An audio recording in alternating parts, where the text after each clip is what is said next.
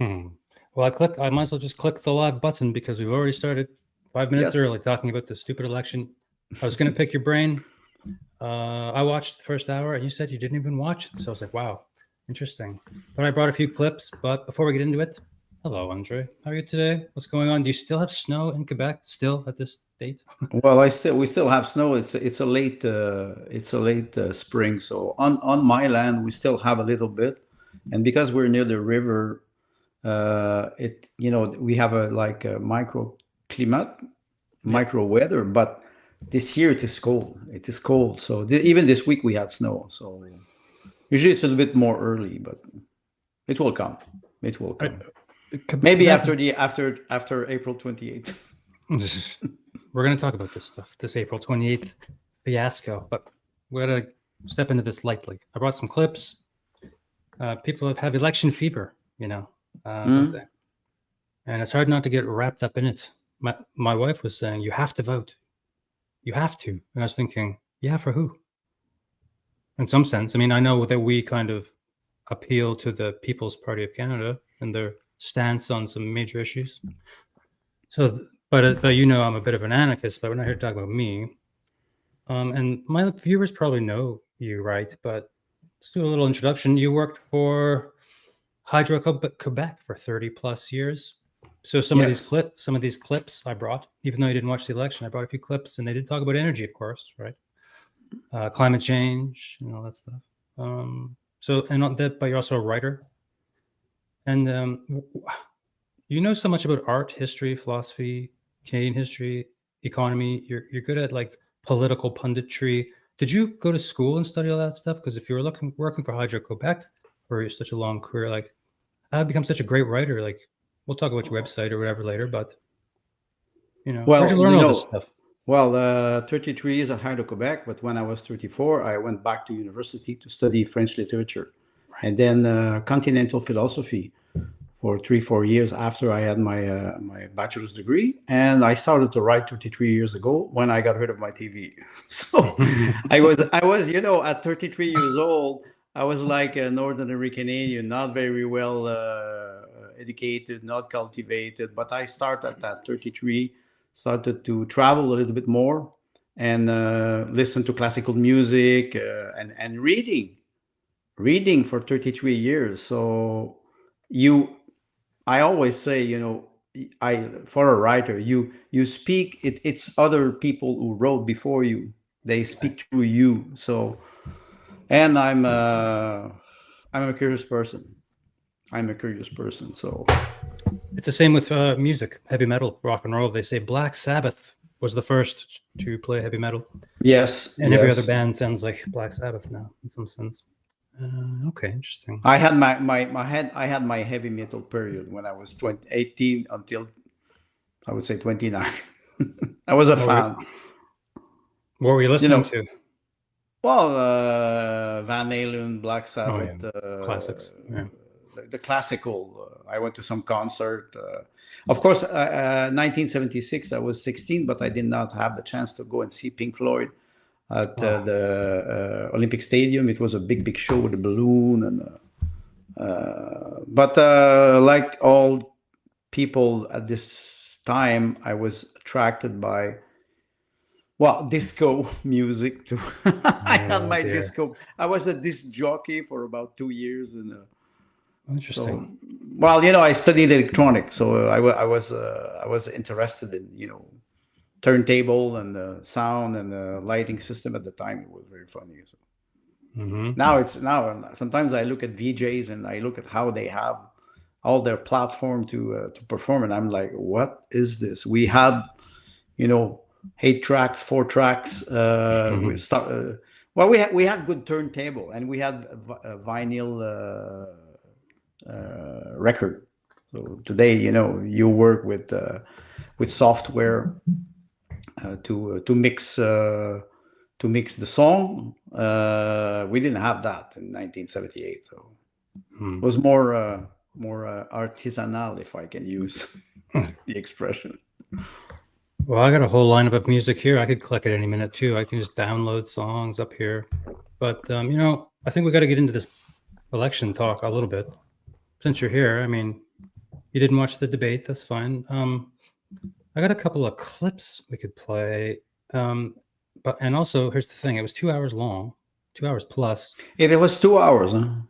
Yeah, I watched the first hour last night with my wife, and both of us were just like, "This is ridiculous." Did you, but it was a French debate, but it was translated simultaneously? Yeah, we found a Okay. good translation, and I Thank God, found thank that. God for Mark Carney. Oh, geez, yeah. So he's got bad French, right? Well, yes. Okay. Well, let me get this thing. Let me share the screen here. Let's get into this bit. And I brought all kinds of other things to bring up, to mention to you, all kinds of fun stuff, heavy stuff, light stuff. But let's start at the beginning here. Here's this clip I haven't even watched yet. This is where I stopped watching at 51 minutes 47, because the very next topic started, and it's called climate change and energy. And I said, okay, I'll pause right there. And maybe you and I could watch it together, just the first minute or two. Yes, go ahead. All right. You see this on the screen here? I will not have a heart attack. Don't worry. Energy and Here we go. New topic, energy climate. the carbon tax was something that was supposed to help the environment, but now, what are we doing for the environment? It worries me a bit. Our planet is starting to die. I really want to see someone who can prioritize climate change and the economy in Canada. We shouldn't be building a pipeline. The environmental consequences are very serious. Even if for ecological reasons it's not the best solution, well, I think we have to think about it. There was a good project in place, but then it was dropped. A pipeline would have a major impact. We may have to make sacrifices if we want to be more independent. Drill, baby, drill, says Donald Trump. Oh, Jesus. Okay, But I stop have right a very there. simple question Wait. for you, and I So there you go. We can't get 5 minutes into this fucking thing. They talked about Donald Trump for the first hour. This is hour 2, and I haven't even started watching this section yet. And I'll try to get closer to the microphone. Sorry about that. To the listener. Anyway, I don't know. Any comments so far? Well, I have maybe one comment, and I said that a couple of weeks ago to Pamela Ascari, my colleague on Subversive at the Improv. I was talking about Ukraine and Russia, and I was talking about the identity of Ukraine. Not all Ukrainian, but a lot of Ukrainian. Their only identity is to hate Russia. And now when they talk about Donald Trump, it's like a Pavlovian reaction. As soon as you mention the word Trump or Orange Man, they salivate. They cannot think by themselves because they are trained like this. Not even educated, trained. As Anna Arendt, she had a very nice quote in her book, The Crisis of Culture. She wrote this in 1953. She said, "You can educate a man, but you cannot train. But you train a dog." And there's a big difference between education and training. And I see that when they act like this, they are leaders of this country, or they are the public character of this country. So they should be more, I'm sorry to say this, intelligent and not fall into a Manichaean behavior. So they will always trigger with the word Trump. The first topic was about housing, and I did bring a clip, and the second topic was economy and stuff, and it's just very structural, like economic sort of things. But then they got into climate change. So let's just see what they say.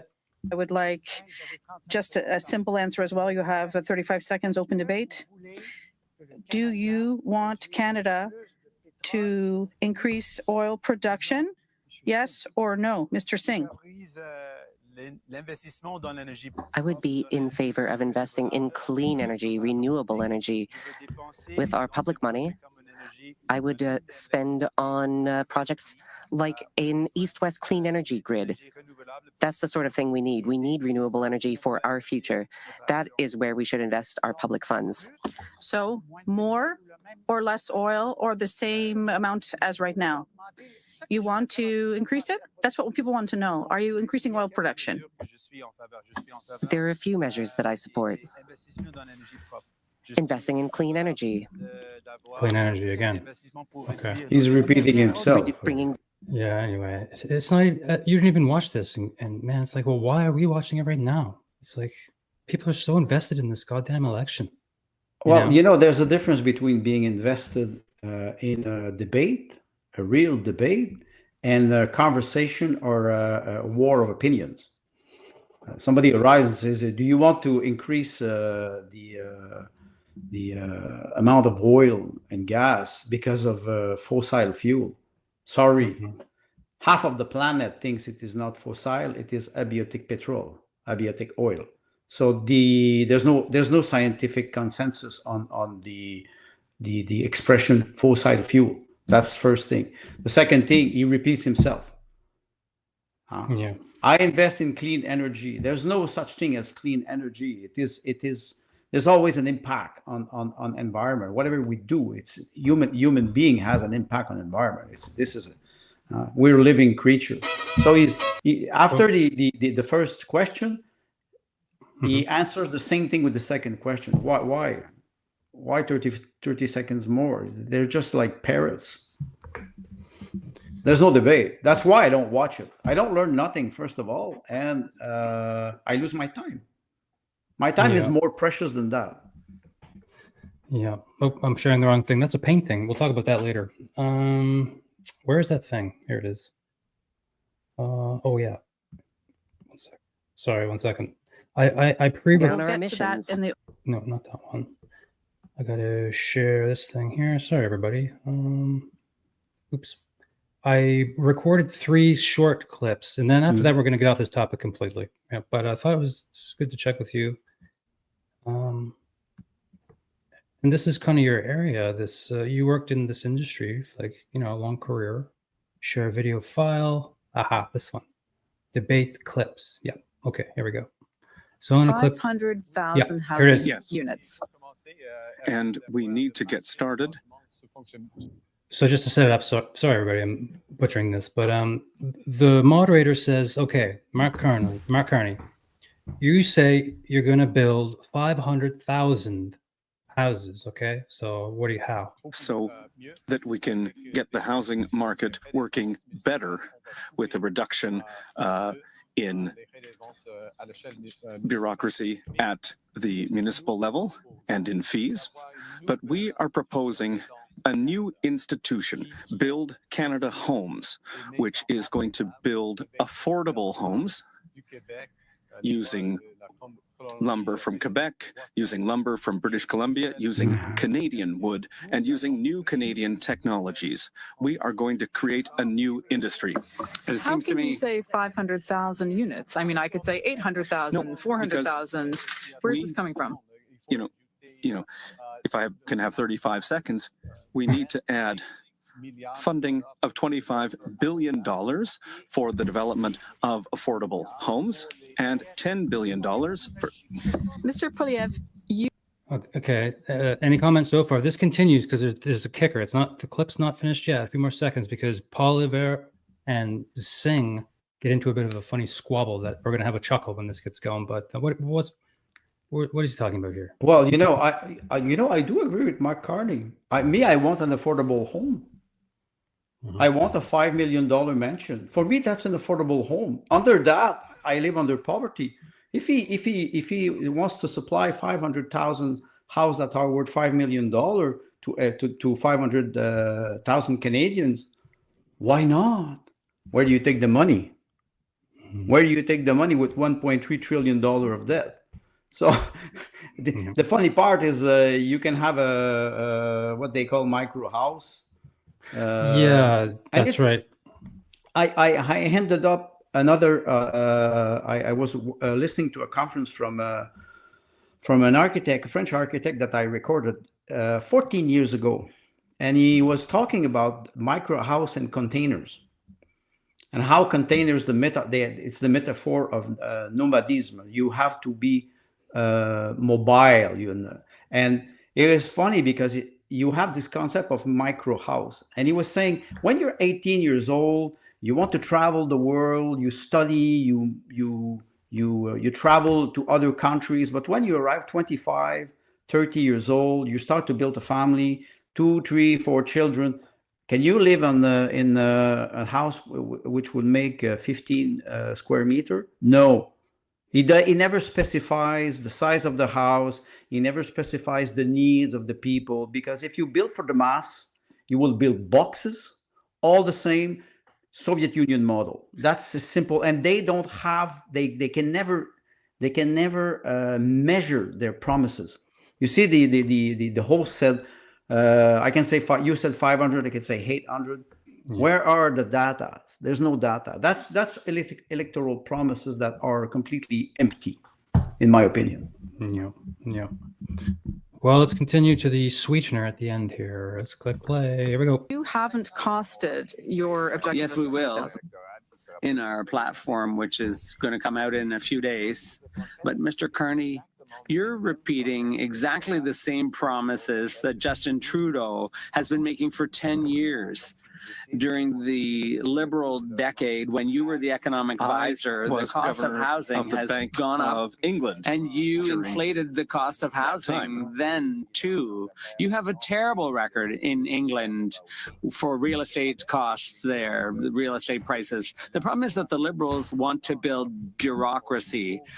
They want to balloon bureaucracy by creating new departments, new bureaucrats. We don't need more bureaucrats. We need more homes, more new doors on new homes for young families. The reason why housing has become so expensive today is because of taxes and bureaucracy. I will eliminate the GST on new homes. I will incentivize cities to free up land and accelerate permits so that we can build. Yeah, sure. Use those stuff. I don't want to waste everybody's time with this too much, but here comes the kicker. Let's talk records. Mr. Polyev, you were a housing minister. How many homes did you build? Over 200,000. I'll tell you, 6. You built 6 homes. 200,000. 6. 200,000. We cannot believe what you you're asked saying. the question. Can I answer it? We cannot believe Mr. Polyev. He only built 6 homes. 200,000. When he was in power. Can I answer? We know the answer. Can it's I 6. answer? Look at this. It was 200,000 that year, and the cost of the average home was $450,000. So thanks very much for reminding everyone of my record. Yeah. So the very last comment, this is the end of it here, but listen to what he says at the end here. Thanks very much for reminding everyone of my record. It was a good record. So that's the end of it. So thanks, Jagmeet, for reminding everybody of my excellent record. Yeah, you know what? I'm on X since a little bit less than a year. I was never on social media, and at first I was in space, and it is interesting. Now space is like snake pits, and I look at this and I tell myself they don't listen to each other. They just talk over each other. It looks like modern space on X, without my moderator. They should have a camera on Twitter Spaces, mandatory camera or whatever, so they won't scream at each other and just. Well, whatever. yes, space. It is a very interesting concept because it gives the possibility to people to express opinion. But because you don't see the person, you're not in the same room. You can become very aggressive very fast, and you know that's why I call them echo chambers, and I'm part of it. I'm not excluding myself from the criticism. That's funny. That's funny. It's funny to watch it when nobody is watching it. I didn't watch it yesterday. Yeah, it's silly. These debates, they're silly. Like, well, in my opinion, they're not debates. They're not debates. It's a show. It's a show for people. You think people will change their mind after that? No, not in a million years. They already have their opinion. They already know who they will vote for. Look at the polls. They go down. But it's like, and there was something that I noticed. Now that the PPC, the People's Party, is not there, and the Green were evacuated discreetly. You have 3 liberal and 1 conservative in the debate, because Sink and Blanchet, they supported the government for 10 years. Mm-hmm. And even maybe not 10 years, but at least since 2021, when the Trudeau government was elected in a minority government. Blanchet voted 138 times with the Liberal. Mm-hmm. So you had 3 Liberal candidates and 1 conservative. And I would say, okay, conservative between quote unquote. I'm not even sure Polyev is a conservative. So where's the counter opposition? I don't see any. and not with Radio Canada or CBC. Those national, they're biased. They're biased. Oh, Jesus, I know. They talk about housing a lot, but never land. Land, right? But why doesn't a politician say, like, we got to get people out of the cities? We got to free up some land. There's land everywhere. There's houses falling. It's a beautiful country. It's big for 41 million people. Even with the massive immigration that we had in the last 10 years, it is still very, very beautiful, and it is still a big country. Every people would have 1 acre of land, or maybe not 1 acre, but just half an acre where you can grow vegetable and you can be a little bit more self-sufficient. No, no. It's the Soviet Union model. They pack people in big complex. I don't know if you saw this in Saudi Arabia. They have a 30-kilometer city in the desert. The city is 1 kilometer wide by 30 kilometer long, and it's all flat, about 20 to 25 story high. With it's a indoor. You pack them in. It's a ant's house. You pack them. That's the model. That's the global model. That's the sustainable model they want to sell you. Oh, it's funny. It's funny. That thing you're talking about, I'm going to share the screen because we have to see it. Seeing is believing, and I still almost don't believe it's even real. Oops. Yeah, it is shocking. This. Yeah. Saudi Arabia. Share screen. Wikipedia right here. Here it comes. Okay. The line, Saudi Arabia. Little map there. It's like a long red line. Okay. Yes. So what exactly is it? There's a great photo right here. We'll just click it. So that's kind of what they're envisioning, right? It's a tall, skinny, long, skinny, but very high walls. I don't know, man. It's weird. Right through the desert.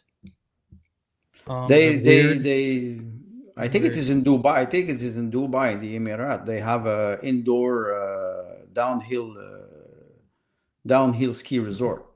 Indoor, in the middle of the desert. Artificial intelligence will monitor the city and use predictive and data models to find ways to improve daily life for its citizens, with residents being paid for submitting data to the line. Oh my goodness. Yeah, it's crazy. I wish I had better pictures, but we're just on Wikipedia. I don't want to read about it all day, but oh my goodness. Yeah, it's hard to believe it. While we're talking, I'm going to look for more of an animated or CGI video of this thing that they're building, because I'm sure X has something. But anyway, in the meantime, let's stop talking about the election for a while and the stupid debate. What do you think? I got other things for you to mention to you. Go ahead. All right. You're the boss. You sent me a cool, what would you call it? Excerpt from one of your essays. And that's the cover of the essay, the artwork you chose. It's a painting, right? It's Caligula? a painting. Yes, Okay. Caligula, and Caligula was an emperor at the end of the Roman Empire. One of the many, I would say, pervert and degenerate. Helagabalus. I wrote a tragedy on him. But Caligula, it was also a play written by Albert Camus. And it is funny because in this play, Caligula he wants the moon. So he wants the moon, and his first advisor is asking him, "Why do you want the moon?" Caligula answers, "Because it's something I don't have. It's something I want." And the play is very funny. Albert Camus was a very great writer. And I try to use this to show how the global elite is disconnected from reality, total reality. They live in the parallel universe, and they're not even aware of that. They're not more intelligent than the people. Right. So it's funny to see how they can behave. The liberal, I would say the liberal in general, they believe in progress. They believe in climate change. They believe in, the Supreme Court of Great Britain ruled yesterday that a woman was biological woman. End of the game. And yeah. finally, you have a court of justice who's not unmet, and who's giving what Pierre Poilievre would call common sense. I call this biology. Yeah, that's interesting. Yeah, that did happen. Hey, that's news to me too. That just broke that news. I didn't even know that this court case was happening in the UK. I didn't either. I just found out. I found out just like you. So, but Billboard Chris, who goes around the planet with his billboard, yeah. He does a great job because it's very simple. He's influencing a lot of people with his simple word: father, a man, noun, X and Y chromosome, and that's it. That's the end of civilization. Western civilization is crumbling under paradoxes and contradiction, if not mental disease. Tomorrow, I'm talking to a guy from Brazil. He's a prepper, emergency preparedness expert. So we're going to kind of have this conversation. I'm going to pick his brain. He would say that there's a slow motion decline and collapse of Western civilization that's all intentional. I think I'll ask him, but I think that would be his contention. Well, it is interesting you mentioned slow motion, because in one of my essays, I compared the Western civilization to a tower that is collapsing very slowly, or like the Pisa Tower. Yeah, sorry. Go ahead. At the 12th century after Christ, when the Pisano built the Pisa Tower, it was a mistake. It was architectural mistake, and now it is becoming one of the most famous tower on the planet. And but it's still up 1,000 years after it was built. But when you look at Western civilization, it is falling fast. I just advise people. They ask me what should I do. I just say, just don't stay under the tower when it will fall. Just, you can be aside, take a selfie if you want, but don't stay there. Don't stay. And this is maybe the problem. We don't know where to go. Well, maybe that is a good segue into the little thing about Mark Carney here. I mean, it's just a quick AI on Brave search. I just asked Mark Carney WEF speeches, because once I did find all the speeches he gave at the WEF and what the topics were, and that was incriminating enough, but I found something a little different here. He's been involved with the WEF in various capacities, including a member of the foundation board, whatever that is, and as an agenda contributor. However, specific details about every speech he has given at the WEF are not provided in this context. Well, they were last month. So I don't know what's going on with the AI here on the computer, but they're spitting out different things now, less information. However, I did go to the WEF website, and it is all there. That's here somewhere. I got so many tabs; it's too many. Yeah. So I don't know. Not good. But there's something more down here. What is this? He's an agenda contributor. Carney has shared insights and opinions on topics such as inequality, globalization, and monetary policy. For instance, he has discussed the destabilizing effects of the widespread use of the US dollar in international trade and the potential role of a digital currency. And redefining the international monetary system. Oh, right, here's the thing. There's the link right here, handy dandy link, straight to the WEF. Right here, look. And this is a hodgepodge of incriminating information right here on the own darn site, and we don't have to read it all. I'll just leave it on the screen. Anybody can take a quick look. Board of Directors of Bloomberg. Wow. That's a CIA outlet, Bloomberg. Yes. So, what else can you say? But if people are going to really vote this guy, it's unbelievable. Well, there's a lot of Bilderberg right there. Oh, the Bilderberg, but you can go back to 1972 with the Club of Rome. It's an old project, and some people, they go back to the French Revolution. The Freemasons were starting to build something that is more what we call cosmopolitanism or globalism today. We use the word globalism, But the Trilateral Commission, the Club of Rome, they were a group of individuals, very rich, very powerful, and they tried to mold the new policies. I remember one quote of George W. Bush, when he was saying, while you are trying to understand the present, we are building the future. And they are building it very fast. You mentioned AI, transhumanism. Most people, they're not aware of what is happening now. It's a change, it's a shift in not only in the Western civilization, because you could expect China or Russia or Iran or India to be different. They're not. It's a change of in mankind, history of mankind, in my opinion. But that's high topic, and people are not interested in that. They are interested in their daily lives, family, friendship, relative, their work, like you mentioned, housing. We look at what is happening with JFK Jr. When he is advocating for autism or against autism, and how there's a big change that is coming.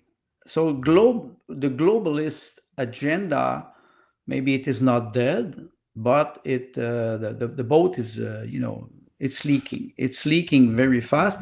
Many people, they will try to use arguments to convince their neighbor, their friend, their families, but you have to be ready to see. A lot of people don't want to see because it's frightening. This dystopian future is frightening. In 5 years, it's supposed to be Agenda 2030. 5 years, not 4 years and a half. It's accelerating. You were mentioning land. In Canada, we are a colony of Great Britain. Again, I think, and we call this crown land. You're not owner. Mm-hmm. You're not owner. You drill on your land. It's the government who will come and pick up the oil, to pump the oil.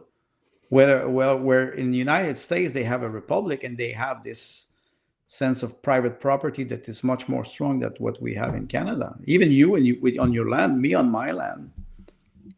So are we really free? Freedom. Geez, Andre, you're sure handing out the black pills here. Well, here's the deal. For me, I don't understand the concept of black, red, and blue. I know. That's why I said it. No, it's okay. It's just I try to make sense of reality with a sense of humor. Oh yeah, no. But it's funny, I thought about, it's the debate, the French debate, the English debates tonight, and it's like, oh, the debate. It's like the hockey game, right? It's like the Stanley Cup final. But they advanced the debate because there was a Montreal Canadian hockey game. I said, why don't I wrote something.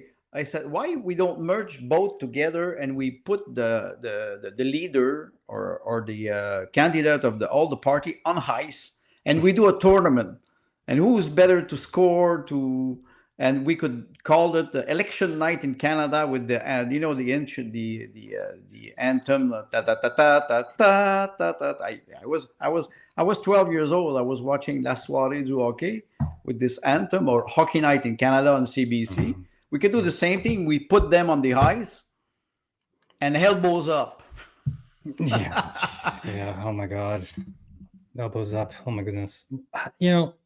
So I brought hockey. You on here. You're taking the conversation to probably the right place.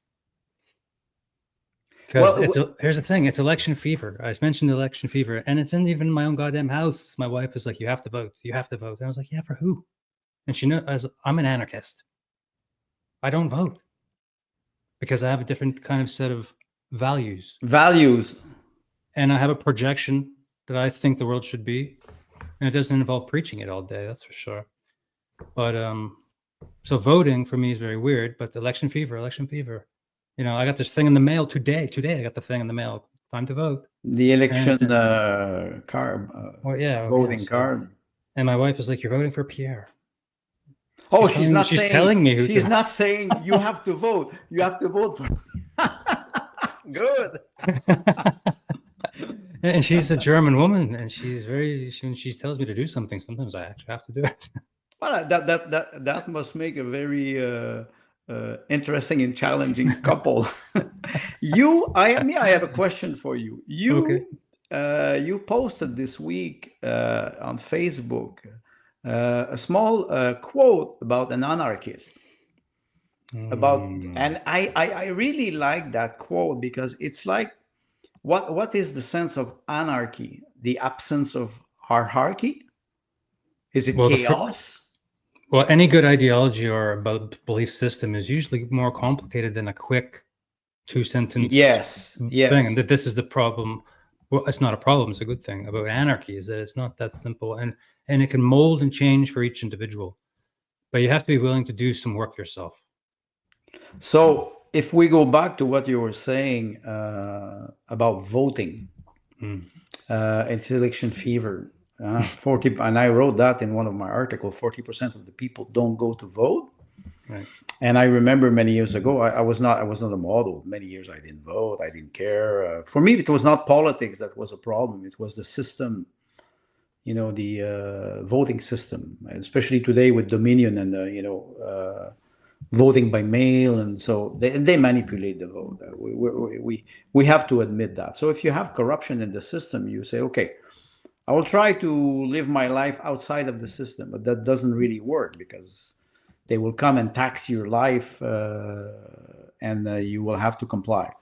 So voting, like you said, when last year I applied to be a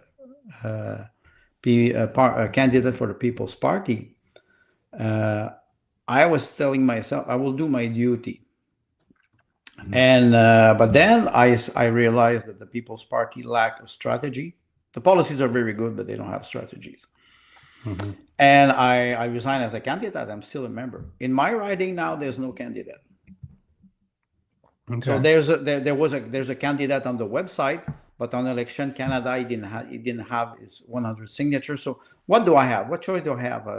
April 28th, the Liberal, which means I will have to go into a mental institution if I vote for them. The Bloc, the NDP. No, they don't. I think they don't have an NDP either in my riding, and they have a Conservative. So I have three choices, and it's not because I like or I dislike Pierre Poilievre, but he voted Bill C4. He voted so many things, and he's not clarifying his position on many aspects. So I cannot support that person.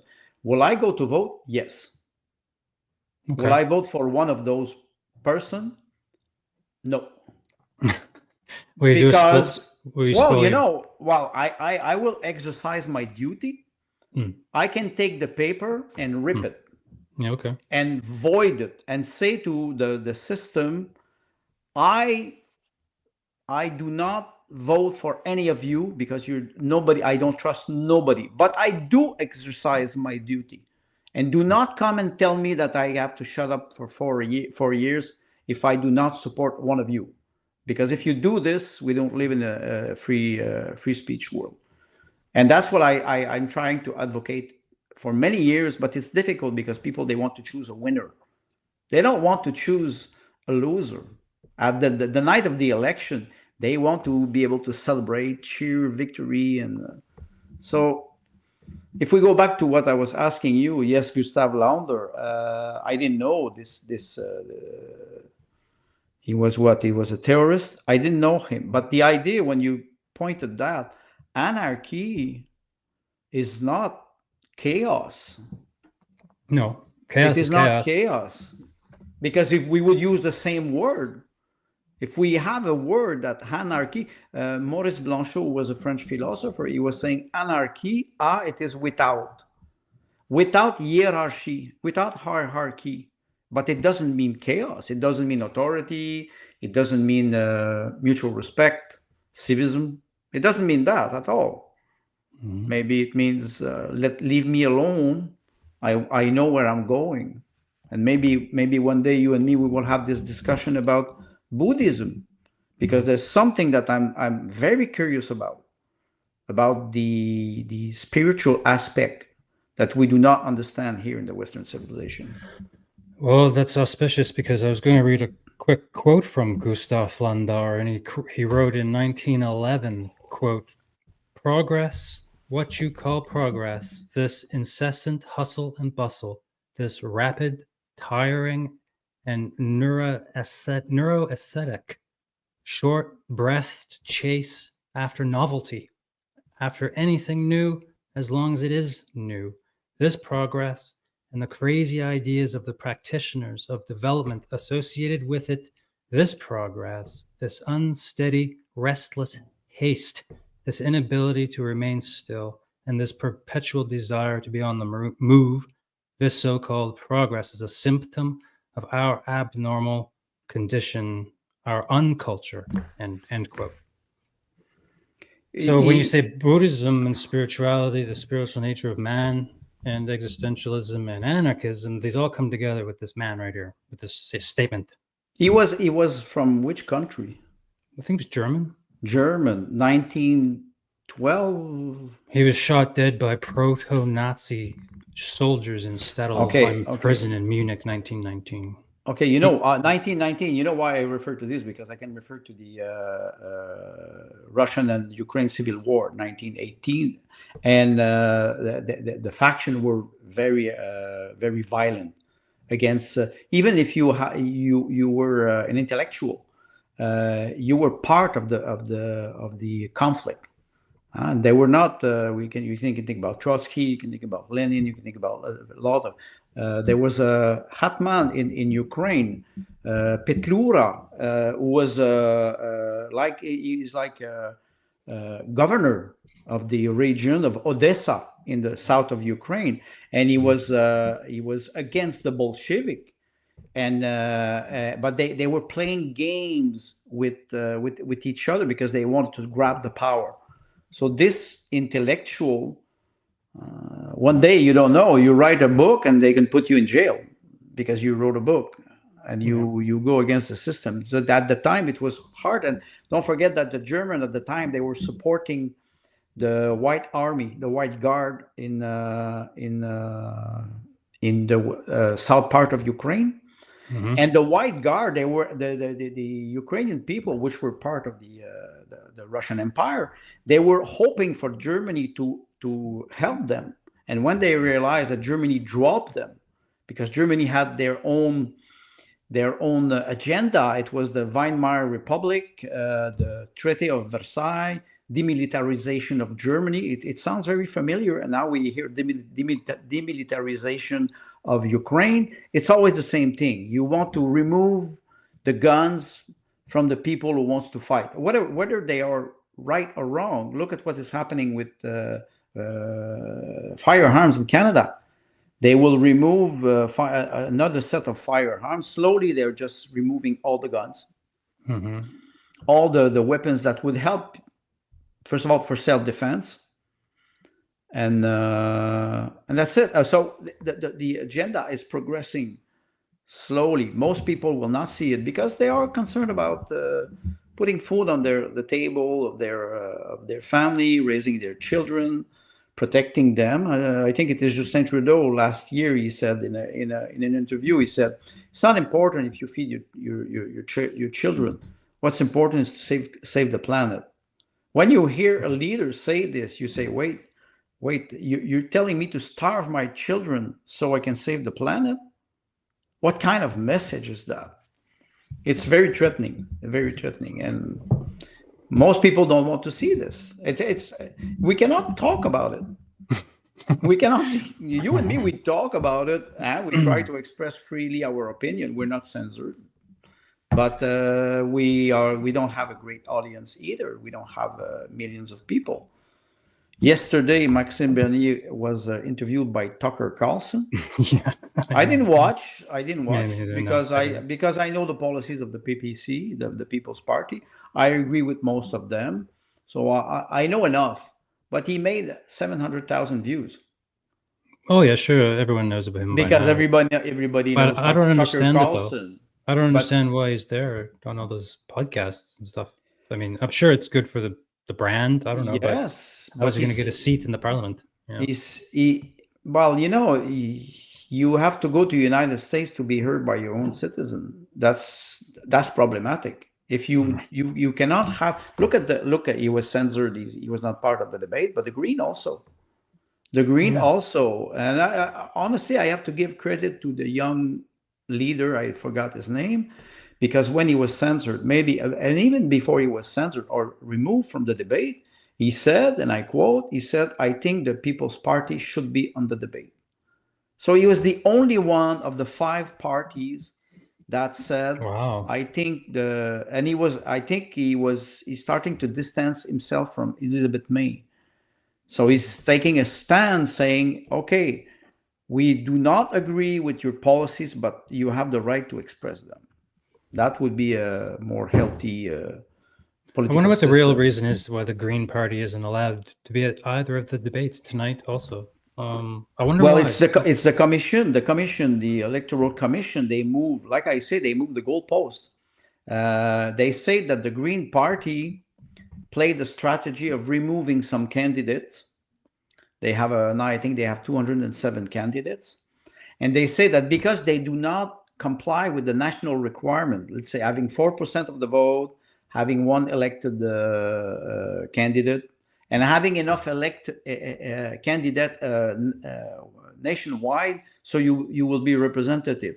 On this topic, you can say the bloc is not representative at all, because they have 78, or it will be 79 candidates now, and with 6% of the vote, but they do not represent Canada.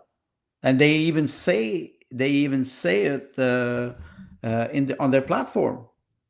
So they do not. Why do we have this kind of disruptancy? They play with the rules. They play with the rules. You comply, and they change the rules, and then you don't comply. It's the Bolshevik were doing this. Huh? That's one characteristic of totalitarianism.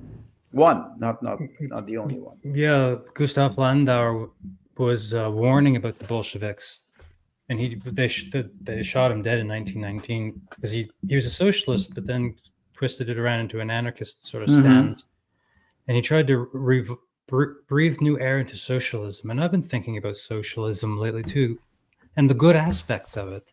And he wrote, the word, the Volk, of the German word Volk, it just means like the common people. There's a quote here by him. He says the word Volkswagen. Wagen, Yeah. it is car. Volks, it is car of the people. Right. So it is. You're right. We have the tendency to use words pejoratively. Socialism, capitalism, democracy, socialism. What's the root of the socialism? Is social. There is a social aspect of our life. We are social animals.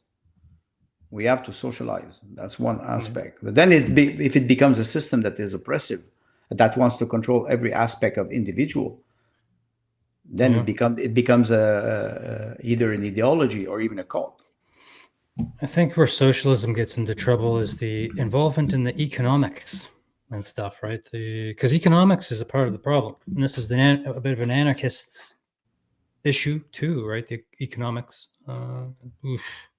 We can't get into this, and I'm one of those deep thinking anarchists either, and I'm also not a Molotov cocktail throwing and gun owning, gun shooting, marching down the streets, fighting whatever the state anarchist either. It's more of a agricultural based, or agorist is a modern term, agorist. Yes. Where I think that agriculture could be an economic system, in itself, a medieval way of life. And that's why I say land. When I hear these politicians talking about housing and shit, no houses, no nothing. There's fucking land. You can build a small shack with a wood stove in it. Start plowing the fucking fields tomorrow, no problem. Cheap. And you will be sustainable. You will be independent. It doesn't mean that you are a hermit. It doesn't mean that you live in a cavern. You can have neighbors. You can support. You can support each other. There's more sense there than great policies. Where I agree with Poliver when he's talking about reducing the size of the state. It's becoming a ogre. It is a monster. Mhm. It is a monster. And what 25-30% of the labor force of Canada is paid by government, whether it is federal, provincial, or municipal. So if you benefit from it, you want to vote against it? Of course you will not. If they deflated the government right now, I feel like a lot of people wouldn't know what to do, because there's knock-on effects of this, and it's been what, 100 years, 200 years, 500 years, who knows where all this shit started. This issue of man not being free and left alone, and have land and play. And I know that there's this utopianistic green concept that comes with going back to the land and plowing the fields and growing your own vegetables. No, it's hard. It's not a joke. No, it is not a joke. And no, you're 5,000 cabbages, whatever you're doing. I mean, I don't know, man. There's money in agriculture. There's freedom and health. There's problems with the health system. But they don't talk about agriculture at these debates at all, or the economic value of spread out. How can we give people some fucking land? They never No. grew. They never grew anything. They want to build micro houses and the line. Yes, yes. What we started talking about. But you mentioned something. You say, where does that come from, or when it started? Don't forget, in Middle Age, we had guild of artisan, and they were workers, but with great knowledge, and they were transferring this knowledge to younger generation with an apprentice, and they had guild. It's like we would say, like the modern union today. They are the descendant of the ancient guild, but the guild, Stonemasons Guild. Right? Yes, and they had this knowledge and this wisdom and this patience. Apprenticeship. Yes, and slowly, like you mentioned something with this writer, anarchist, when he's talking about novelty, you run after the novelty. In programming or information technology, we have those concepts of early adopters, late believer. They use those expressions. When you will propose an application, a software, any software, you will always have people who will run to buy the latest iPhone because they just bought one 4 months ago. That's exactly what I thought about when I read that. Yeah, exactly. And they run, and it's an urge for novelty. It's not the object in itself. It's that I'm the first, and then after that they lose the interest in the object. But in Middle Age, you had the time. It was the time of God. Very slow. You're carving something. You're carving a sculpture. It takes weeks to do it. You don't have any recognition or gratification instantly. It takes weeks. Today we have gratification with social media. We have 1 million views in 5 minutes. Wow. Yeah, what does that make you? What does that give you? Nothing. It just inflates the ego. Nothing else. Yeah, I've been thinking a lot about social media lately. Oh my god. Well, I don't like it anymore, and I'm new to it, a little bit new like you. But anyway, it's just... But I watched your clip. It was 20-minute clip on the Freedom Conversation podcast, Metamorphosis.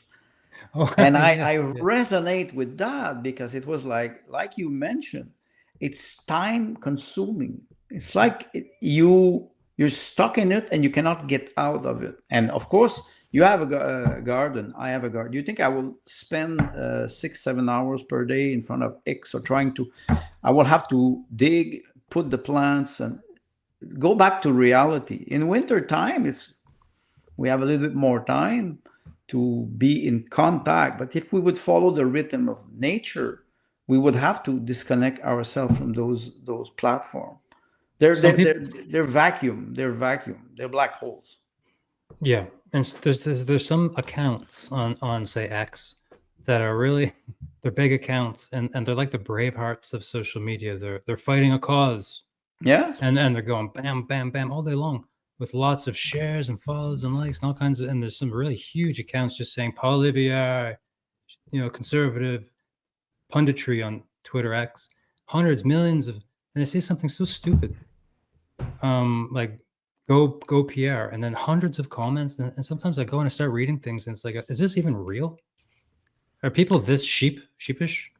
I think so. You mentioned you have Jesus. this series of podcasts with Limina on artificial intelligence and transhumanism, Yeah. and we see how people. We were talking about novelty. They are attracted to that like magnet, Mhm. and you cannot change this. It's a heavy tendency. It's a heavy tendency. Then maybe when we will have a discussion on Buddhism, we will talk about what is the definition of karma. Oh, sorry, say that again. Definition of what? Karma. Oh, karma. Oh, geez, yeah. It's a huge topic. Yeah, there's a Western version and an Eastern version. Yes. Just like ego, right? Ego has a Western version, Freud, but Yes, there's an exactly. Eastern version, of that. It's different. It's different. It's a little different, actually, quite similar. Quite similar. The thinking process. I'm part of reading. I'm reading. Actually, I'm reading a book. It's called "The Greek Myth" from Robert Grave. Robert Grave was a poet, Great Britain poet. He was in the war, in First World War. He was amputated, and he was. I didn't know. He wrote a book, I Claudius, about the Emperor Claudius. It's Payman Ascari. He said you should read this book, so I found it. But I'm reading the Greek myth, and in one of the because he's describing all the gods in those two books, very interesting, very well documented, and he's saying in the gods they had two self, not one. Yeah, And that's right. I'm trying to understand. We have our personal, intimate self, and we would say we have our public self. Like politicians, they have an image, and they also have. They always say, "I have my private life. Respect my intimacy, and don't mix the private life with the public." I think it is true. You cannot start to attack people on their family if you want the society to respect your own family. So you have, and I find this interesting with this description of in ancient Greek, they had this concept of two self.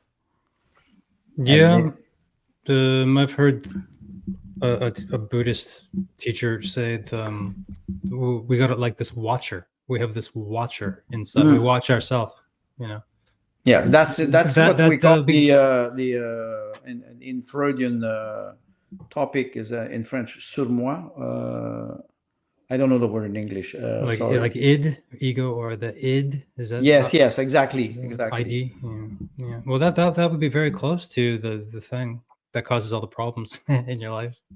That little voice. But it can get social media can really make you crazy. Addictions, of course, craving, because things go around and around and around and around. Oh, human beings are creatures of habit. Yes, very important. And the Buddha said, I'm going to do that thing. Oh, the Buddha said, whatever you think, you'll think it again. Until what? Until you stop? Yeah, or learn how to master your. That's maybe not master, but guide your own horse around. Because there's one thing that I know since many years. You can dwell on something, and you can drown with it. Oh yeah. And it's maybe how we are not used to that in the Western civilization. When we play the victim. I analyze the position of the victim, and in the society that is not independent, you will have the tendency to play the victim to benefit from the system. And when we talk about bureaucracy, a lot of people I don't say they are not hard worker, but they're protected by their union, they're protected by their contract. So you can become very lazy if you know that your income or your salary will be paid every 2 weeks. You can start to change. I have the experience because I work at Hydro-Quebec, and for many years I was part of the union, and of course you're paid. Whether you work or not, you're paid. And I would say we had some good apple and we had some rotten apple too. It's part of a. When I say rotten, it's not pejorative. I don't say that people are bad, but they were not. I have some insights from the health, because my wife tells me about some of the work ethic of people, and like you say, they just call in sick, they get paid, don't matter. And there's lots of sick Yes. days and whatever. It's a powerful union, the nurses union. Mhm. But there's really crazy people working there. They're taking mental health days all the time. They never come to work. That's just of some, not lots. I don't know. Yeah, like A certain percentage. certain percentage. You know. And when we look at what is happening now, and I don't know what will be the outcome of the election, I make fun of it. I don't know who will win. I don't know if it will be a majority government, because some polls they push the Liberal will be in the majority. Some other it will be a blue wave. That's what I think. I have a prediction. You have? Yeah, it's very simple. It's a North American dystopian concept, but the technate is here. The transhumanist hell world is upon us at a rapid rate. I got a few videos I could show you to really change the subject that are piling up for later shows on transhumanism. But somewhere here, Donald Trump is a part of it too, with this 51st state stuff. And there's this fear of the blue wave, which is a Nazi wave, right? To the liberals of Canada. Yes, that's what they will associate it. So the subversive media is on they're on the mission to swing the middle voter, the young people, to vote left because of Donald Trump is so evil. Pierre Poilievre is just no different. So the whole debate last night, every single topic was, how are you going to deal with Donald Trump? How are you going to deal with Donald Trump? How are you going to deal with Donald Trump? It's like, okay, so they're driving that into your head. So that's would be my prediction, my theory at least, that the liberal media in Canada is trying to terrify most people to vote for liberals, and people even on our side of the fence, or the people who think that there's something bigger going on and these people don't fucking represent us at all. They want to just also infest us with another type of psyop, which is we should join the United States. Yeah, the 51st state, yes. To save us, because that's a bigger tribe. So that they're feeding our tribalism. Human beings are very tribal. And you can have a leader. He doesn't even need to be a good one, as long as he leads you. Yes. And people are sheep, most of them. You mentioned that, and it reminds me of how it is easy to manipulate people. And sadly, we would expect to be. I will talk about Canada. We would expect to be a country that is educated, mature, responsible, and we lack maturity. We react. We react with emotions, and we are easily manipulated by our emotion, and they know it. They meaning, and it works because you see the same thing with the Rassemblement National in France since, I would say, 40 years. It was Jean-Marie Le Pen. Now it is Marine Le Pen who was excluded from the political representation. But they always scream fascism, far right. And when you accuse somebody, you need proof. You need proof. And yesterday we were at a discussion with my wife, and we were talking about, today we're guilty. We have to prove our innocence. She came back from Russia and Kazakhstan, and in Germany, in Frankfurt, they search her. Okay. They're searching everybody now. It's not only the metal detector. It's they search you physically. And she was shocked, and she said, "Why do you do this?" And the custom agent said, or the security agent said, "We do this to everybody. You are guilty, and until proven innocent." It's a total reverse in the concept, and we see it in small example like this. And people, they get accustomed to this. Oh, everybody's searched, so it is normal that I'm searched. No, you don't touch me. I have a personal. My intimacy is private. That's what we call it now. And you saw what happened with the pro-manifestation of Palestinians in Montreal 3 days ago. There was this woman, Natasha Montreal. She's very active on X. She was filming the protestation with her mobile phone, and the policeman arrived, and she just touched him, pushed him a little bit because she didn't want, and he put her on the ground. He put her handcuffed. She was badly hurt. They had to put her in a hospital. And I was really? trying. Ah, yes, of course. And I was thinking about the reaction during the Freedom Convoy. And when you see this, you say to yourself, we're close to seeing behavior of a police state. Hmm. And it is frightening because you can just, I would respect any police officer. I would expect the same thing in return. And I will not threaten a police officer in a protestation or a manifestation. But you know how mobs they work. You lose your temper. You see this, and you see how Muslim were praying on the street where there's a mosque there, and they do it on purpose. This is not a relation with God. It's a political action. Yeah. And they do it on purpose. And we see it everywhere, and it is increasing. Violence, aggressivity is increasing everywhere in this country. What will be the conclusion of this? I hope on April 28th, after the election, that it will cool off a little bit, but I'm not sure of that, because with the attitude of Donald Trump, with the tariff, and with the negotiation, or what we would call the negotiation with Canada or China, what's happening now, it's quite disturbing, with the 9 members of parliament, all liberal members of parliament, who were identified by a senior officer of the RCMP. They wrote a letter to Mark Carney to say remove those 9, Mélanie Joly, Mendocino. Yes, Mendes. So you say in a country you have some rules and some laws, and you have some law against treason. How come we don't have this here? If I betray my country, will I be prosecuted? Think about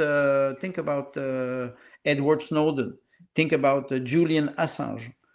We have some hard evidence that you had some, what we call, whistleblower, who just wanted to do their duty, and they were imprisoned. So Tamara Lynch in Canada, what's his name? Barber. Yes, and we have many examples now in Canada. It's not Soviet Union. It's not Romania. It's not Bulgaria. It's not Czechoslovakia. It is Canada. Yeah, that's because the nature of the Fabian cult's propaganda machine is very, very sophisticated and very slow, like a turtle. And they actually use a turtle in their own little cult. What do you call it? Iconography. Yes, you're right. Iconography, yeah, and also wolf in sheep's clothing. So we're dealing with a slow motion. So slow, but you cannot. Country. You cannot stop it. And maybe I go back again to Buddhism. The fact that we can mold, adapt. I think about judo. Judo, they use judo. Athlete, they use the energy of the other. It's can we do this in politics? Use the energy. You saw the debate. You saw a little bit of the debate. Is there any sense of humor in what they're saying? Are they funny? I laugh at them. Oh, you laugh at them. You don't laugh at their jokes. Yeah, I don't know. They're just funny. They make me laugh to watch them bicker and complain and debate about different things, about their records and stuff.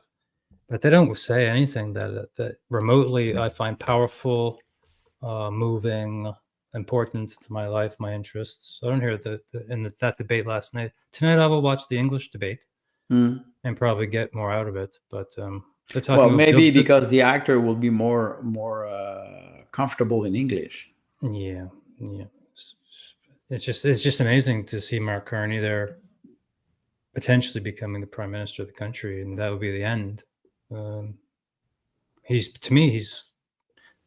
satanic, and I don't think people understand. I was talking to some friends the other day. I was like, I just don't think that people understand evil. and I don't claim to, but I think about it sometimes. And I'm reading Lord of the Rings, as I always say. Mhm. And so that's a good book to teach you that it's just destruction and death. That's it.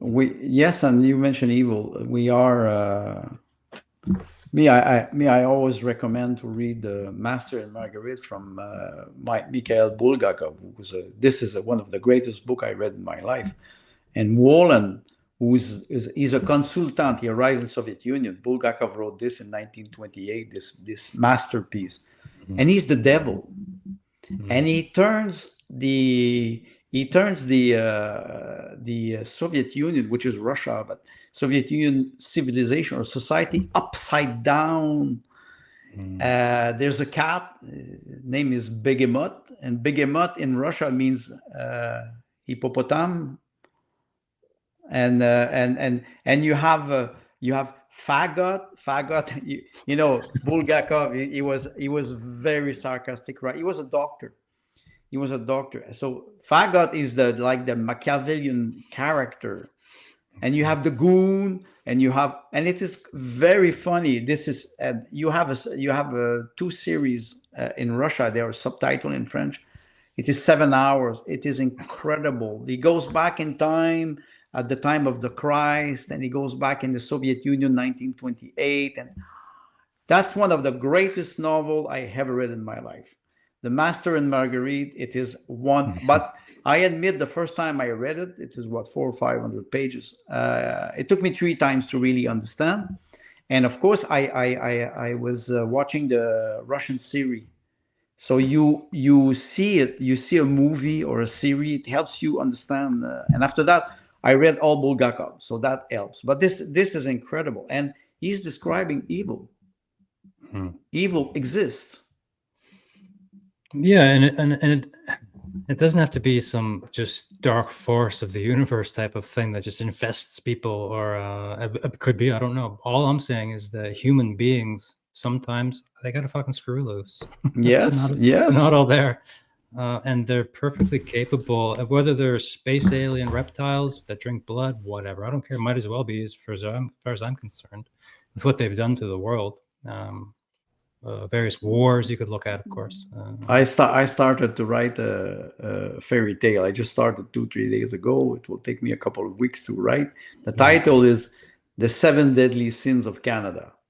And it's a fairy tale with, of course, it's a kingdom with a king, with a queen, with a witch, with an advisor, a vizier, with a genius. Sorry, I will. The genius will be Jack Mitzing in a bottle. So I play with those character to show the absurdity of our modernity. And of course, it's a fairy tale. A fairy tale is supposed to be funny. You're supposed to have a monster. You're supposed to have a great knight on his white horse, and princess, and the princess. Yes. Yeah, sure. Yeah. Princess. I was thinking of Elizabeth May, but she's drunk all the time. So. Oh, Jesus. But you know that's why using this sense of humor is important. It doesn't mean that subjects are not serious. Yeah. But if we are always serious like this, people they're not interested. Why we have humor? Comedian. Well, yeah. Well, that's part of the spiritual war. Yes. They want us to be unsettled and aggressive, angry, and just filled with anxiety and fucked up. Poor. I didn't bring my paper notes. I wrote down a few ideas earlier today to bring up with you, but one of them was like all of the things they're talking about in the election: the economy, the housing, the family, the paychecks, the children, childcare, all this stuff, healthcare. All of these things, you could take one look at them one at a time in Canada and say they're all ruined. They are, because it's by design. How could it not be? And I always think about how human beings can do things if they want to. They can operate wars, travel, all of the airplanes, that travel all around the world. They're coordinating all of these things with people, and the satellites, whatever. It's all complex, So people can organize huge systems and do things, which I guess is kind of a bad thing too, isn't it? But yet, this is my point. We can't build houses in Canada for people. Well, in Quebec last year, in 2024, there were 60,000 compared to the average of the last, I would say, from what I saw, 7, 8 years. It was 60,000 less houses that were built in Quebec. 60,000. And you say, wait a second, you there's an increase in demand, and you build less houses. Why? Because contractors don't want to take risk. And if they take the risk, because the price of the lumber, the price of the labor, and the uncertainty on the supply of logistic and supply of product to build a house, competition, bankruptcy. Some contractors, they go bankrupt after because they and inflation, speculation on the price of housing. So they do not build, they don't take the risk. They will sell you a house on paper, or they will sell it to you and make sure that you can pay before they will build it. And even it's not guaranteed that you will the house that will be delivered. You can talk about knowledge, the knowledge of people who work on construction site. All those factors are important, and if we would analyze them, we would have a better diagnosis of what is happening. It's not only because mass immigration. It's not only that. The lack of knowledge, the lack of the volatility of the price of material like lumber, concrete, steel. We see the tariff on steel. So it has an impact. And the contractor, a small contractor, will say, wait, I build 25 houses per year with my team. We make a good living, but I cannot take the risk anymore. The risk management is too high. So they build less. So you have less offer. So you have, it's a vicious circle. And you have some good economists in Canada. They should analyze this and give us a good diagnosis of the situation. And when we talk about what we say abstract for leaders, you have a good study, and you have a 1-2 page of an abstract, and you read it and you understand.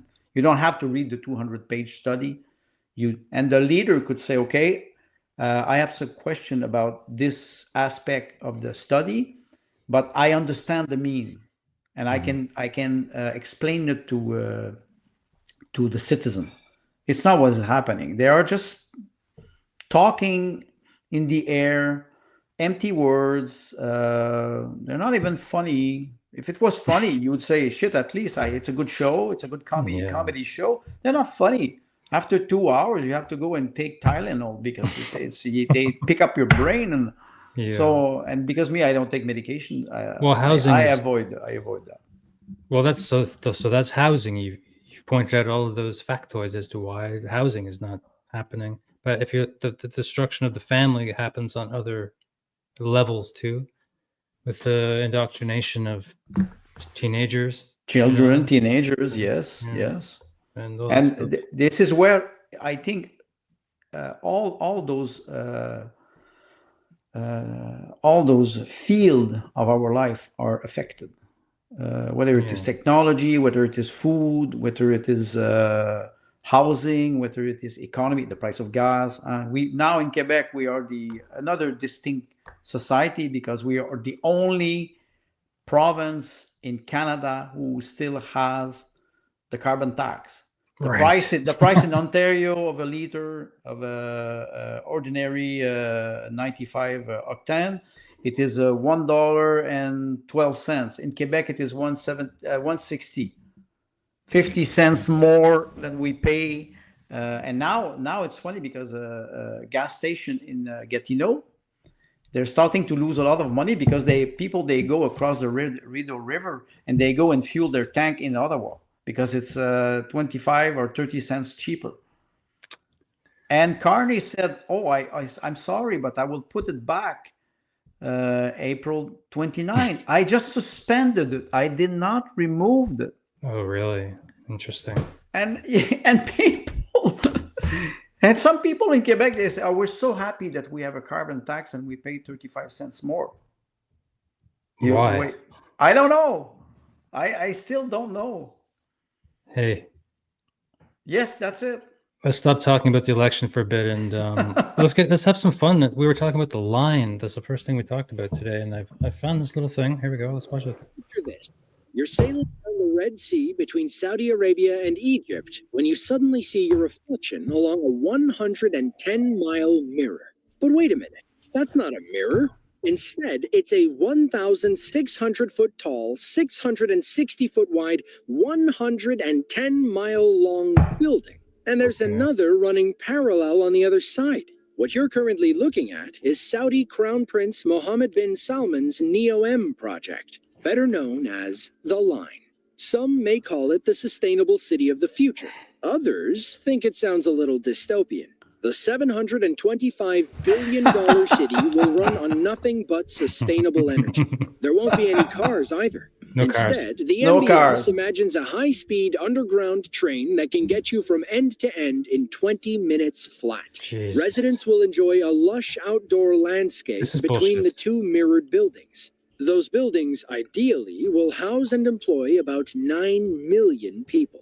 The line will also remain under the watchful gaze of AI. MBS says it's to use data models to find ways to improve the city, but it sounds a little matrixy to us. Yeah. It's all part of something called Vision 2030. 2030. Aims to make the oil-rich country the world leader in sustainable innovation. That's Work unbelievable. began on the line in late 2022, with drone footage coming out in October showing what looks Turn like it down a the little initial here. groundwork. According to Saudi officials, you could be living in the line as soon as 2023. Or I is doubt it on the line? What about at the line? Ha ha ha! Little joke to end. Okay, well, that's interesting. Good times. You That's know, weird, there, right? there's another project that went bankrupt. It is the World Island. That was a project started by Saudi Arabia. I think it was in 2004. I think I know what you mean. it is. You know, they imported tons, They dumped billions oil of into tons the of ocean. sand, and they started to build resorts. And during the 2008 crisis, the financing of those of this mega project collapsed because they were selling. Come on, they were selling, let's say, a small house on those islands, and it is the 5 continents. You know, America, Yeah. Europe, Asia, Oceania, and Australia, which is the 5 continents. They built. Yes, that's it. It stopped. Archipelago. Yes, archipelagos. Dubai. It is in Dubai. Yes, and These blobs are all they have really finished, I guess. and they were never finished. Right. Okay. So you look at the wall of or the sustainable 15-minute city of Mohammed bin Salman. He's the crown prince of Saudi Arabia. You know that in the concept, you don't touch the prince. Right. The prince can touch you.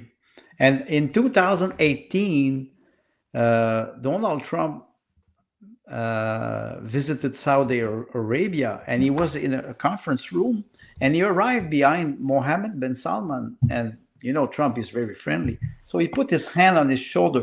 You should have seen the face of Mohammed bin Salman. It was like he wanted to kill the man. Maybe wow. it doesn't, and the idea is there because in Saudi Arabia, they live in a fantasy world. In a sense, you know, you cannot be a citizen of Saudi Arabia. You cannot. It's limited. It's like the Bitcoin. You have 14 million Bitcoin. You cannot have more. You can have a visa, but you will never become a citizen because it's a kingdom. And so all those dystopian world, I would say they fuel the world economic system. They fuel the United Nations 2030 agenda. It doesn't work. You have 7.5, practically 8 billion people who will not comply with that. It will not work, but it will create a lot of despair. That's the problem, because there's a lot or disappointment. There's a lot of people who believe in this. Most people, they don't. Now we have a ordinary conversation now. Most of those topics that we talk about, you can find them on the internet. You can find them quite easily. You can just, even if I dislike Wikipedia, you can go and you can find the information and read and start to gather information and train your mind to see what is happening. But most people, they prefer to watch a 2-hour debate, empty debate, instead of I will say karma will kick in one day for those people. Me, I think about my karma. So I try to work on my karma to see if I can influence it, if I can go and see the past, reinterpret the past to better understand the future. And if I can influence people to do so, I will be happy. If I can influence one person, it is enough. So you're hopeful about the future then? I was always hopeful about the future. Sometimes it was difficult, but the reason I bring that up is because it's like there seems to be a group. There's certain people who have a great invested concern about the future. Like, what about my grandchildren's grandchildren? What will they be doing if we don't do something now about this or that issue, imagined or real, like climate change? yes, like imagine. But then people who don't believe climate change are saying, "Oh, it's going to be a totalitarian state if we don't do something." And I would be one of those other types of people, maybe, who would think twice and just be like, "Let's bring on the collapse. Let's see how crazy it's going to get." Because I feel like it's a nonstop fucking high-speed train to dystopia right now. And I have other things I brought some videos to show you about the latest robots. Yes, but you're right. I think you're right. And I would say, somebody would say, you wish for the collapse. And I would say, I don't wish for it. Yeah, no. But I know it will happen. And maybe, like when I visited Lebanon, it was very funny because in Saida, in the south of Lebanon, it is a Muslim society, a Muslim city. At 8 at night, all the lights are off. You hear the prayer. And I went to the souk, and there's a restaurant. It's very old restaurant, and it's built in a small presqu'île archipel. And you go by walk. Mm-hmm. And I was looking at the wall of the restaurant, and there were pillars, round pillars, and they were recycled pillars from an ancient temple. They were building the new restaurant, which was very nice, very rustic, but they were building it with 2,000 years old stone pillars, and they were recycling. They were building on the ruins of the old civilization. Mm-hmm. Why I say this, I think we will destroy Western civilization, not necessarily materialistically speaking, but economically speaking. We will rebuild. We will not rebuild the same way. I hope that we will be wise enough to change how it is built now, because now it is built Canada is built on corporation, lobby, influence, corruption. I can go on with a long list of characteristics. I will not unionize a corporation, and a lot of people benefit from it, and I cannot blame them. If they benefit from it, why they would not benefit from it if it suits them? But we will enter in a very unstable world in the next 5 years, 2025, 2030. Yeah, facial recognition is going to be a huge part of the new system. You're going to pay for everything. Most probably. It's better than a chip. And the things going on in the airports in the United States now, you just show your face, away you go, no paper, no nothing. My wife, she was in Russia, and some people, they say, oh, Russia is a traditional society. It's not like that. No, you arrive in a restaurant, and you can order anything, and there's a small screen. When it's time to pay, this is very funny. When it's time to pay, you smile at the screen, and if the smile is very good, you will have a discount. But it means that if you're not happy because the meal was bad, the service was bad, you will probably not smile. But they use technology in a funny way So to lighten the I have another ambience. example. I had some friends over for dinner, rare occasion around here, but we had guests, so that's fun. And they were telling me that they were just at a restaurant here near Halifax, and a robot brought them their food, and a robot came to collect the dishes. But the waitress walked to the table and turned around and said, "One moment, please. I'm waiting for the robot." So the robot comes so she can type in the order. They explained it to me in some detail. There's a fucking pasta restaurant. So, and it's not, and I don't think it's about the robot. It's not about the help. It's not a help. It slows things down. But it's Yes. about the engineered destruction of people's brain, or the preparation to laying the groundwork when, a TED talk was given 3 days ago. By a robot. I watched that. Yeah, Yes. by a robot. And he said it's very horrific things constantly. He's going to do your dishes for you, and all you're going to have to do is write poetry and live in peace. Didn't Karl Marx say something like that? Well, no more labor, and no more economy. No worries, just lay in your hammock. Hey, can we take a quick break before we continue? Yes, go ahead. We got another 30 minutes too. You want to talk another 30 minutes? Oh, it's okay. It's okay for you. Me, I can stop another 30 minutes if you're okay. Let's take a 60-second break here. We've been talking an hour and a half now. I'm going to share the screen. I'm going to play for you, and I apologize. The debate. Oh, go ahead. I like it anyway. Okay, I'll be back in the 60 seconds. Same time, we need to have pipelines. We need to invest in carbon stockage, carbon capture as well. That's very important for our competitiveness. That later, Mr. Poilievre, should we produce more oil in Canada? Yes. And we have to be able to get it to market by pipeline. Unfortunately, the other parties passed an unconstitutional law, C-69, which is a no more pipelines bill. And that's why Canadians and Quebecers now have to buy 139,000 barrels of U.S. oil every day. I will repeal C-69 to allow for the construction of hydroelectric projects, mines, and also pipelines so that we can get around Donald Trump and be sovereign when it comes to energy. There's a competition as to who will be the biggest oil head here. The Americans buy our oil, we buy their oil, because that's how geography works. I want less oil, but let us be clear.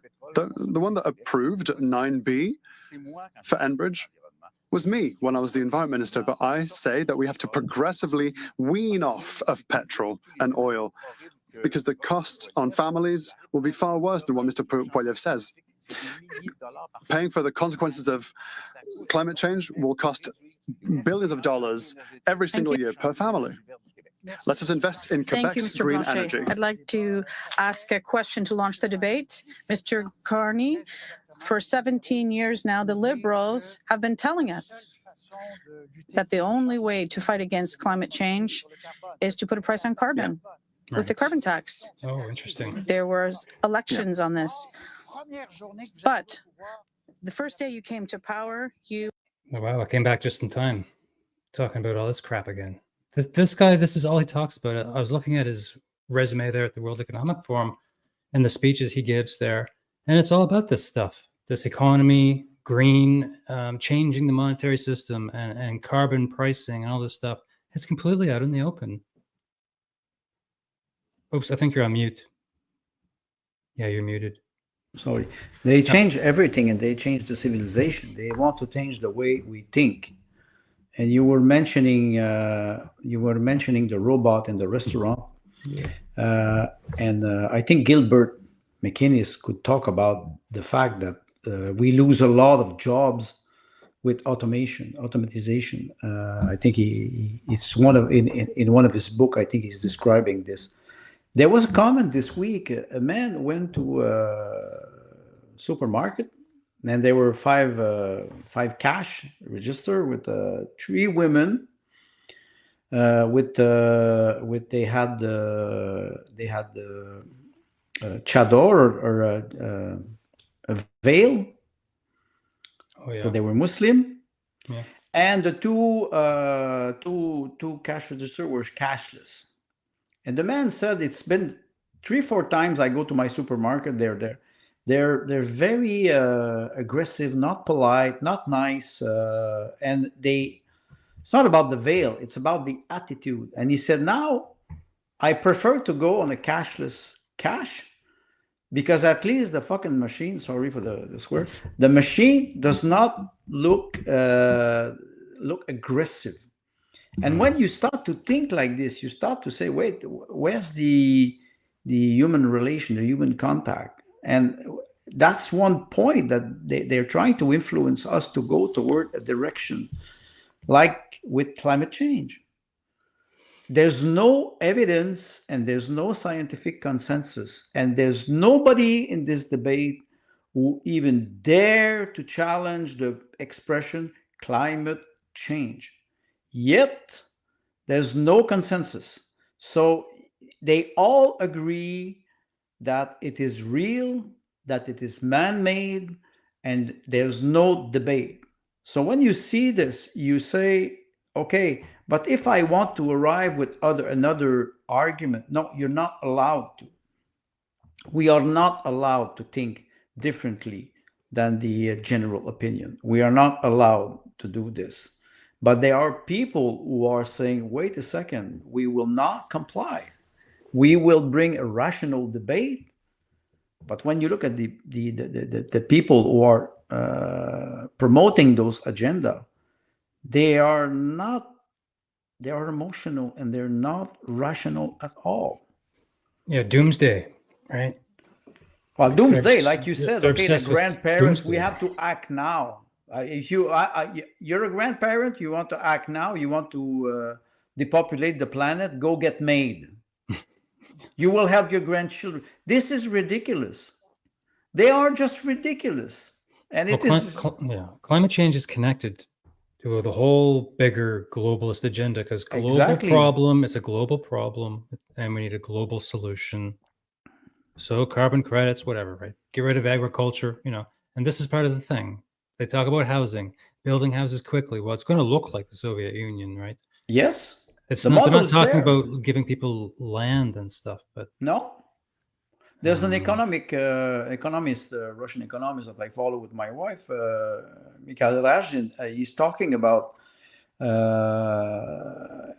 why capitalism and why mass consumerism was implemented in the beginning of the 20th century. And he said, and I will refer to Henry Ford. Henry Ford, when he was doing the Model T, he realized that his worker could not pay the car. It was too expensive. So what did he do? He lowered the price 90%. So the middle class could buy his own car, his own production. Now, and you needed the middle class to be able to buy the product that capitalism was fabricating. Now they don't need it anymore. They don't need this middle class. So they will get rid of this middle class. You will have serf, and you will have master. That's what I call neo-feudalism. And you will have to choose which master you will serve. You will be free to choose, but you will choose. But I can refer to Leo Tolstoy. Tolstoy, when he gave freedom to his kripasnor, his serf, many of them said, no, master, we want to stay. Mm-hmm. We want to stay because you treat us well. You treat us. You gave us a house. You gave us food. You take care of us when we are sick. You educate our children, and they didn't want to have their freedom because they were treated better. Because when you're free, you have to act by yourself. Yeah, and this is operating within the human mind also right now. This is the greatest weapon to disenfranchise human beings of their very essence of what it is to be alive, to be a human being at all. Outsource your humanity to the machines, and then let all of your worries just melt away. You had a lot of people in your podcast, and about transhumanism or about AI or some philosopher. do you see a heavy tendency for them to do they agree on something that is coming, a change of civilization, or how it is manipulated? Because we are discussing about it. My concern would be, can we change it? Well, they're replacing all of the different things. Like there's a transhumanist religion, and the climate change has a religion associated. So they're co-opting. They're removing things and replacing them. Remove your integrity and replace it with anxiety. I don't know, whatever. They're just screwing around with people. And technology has such a power, and plus the pharmaceutical giants. And that the health industry is the gateway of transhumanism, really. Yes, in yes. many ways. Well, And we can talk about nanobots and yeah, all that stuff. But robots also walking around the hospital and doing stuff, right? And emotional care robots, because some people have dogs. They're emotional care dogs, or I forget what they call those. But robots are being built to do that now.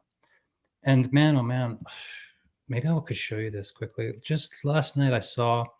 Are you familiar with streamers?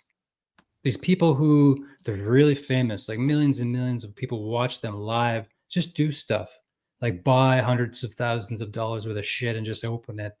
Well, it's like reality TV. They do it live and people follow. Yep. Well, these guys. It's the Truman Show.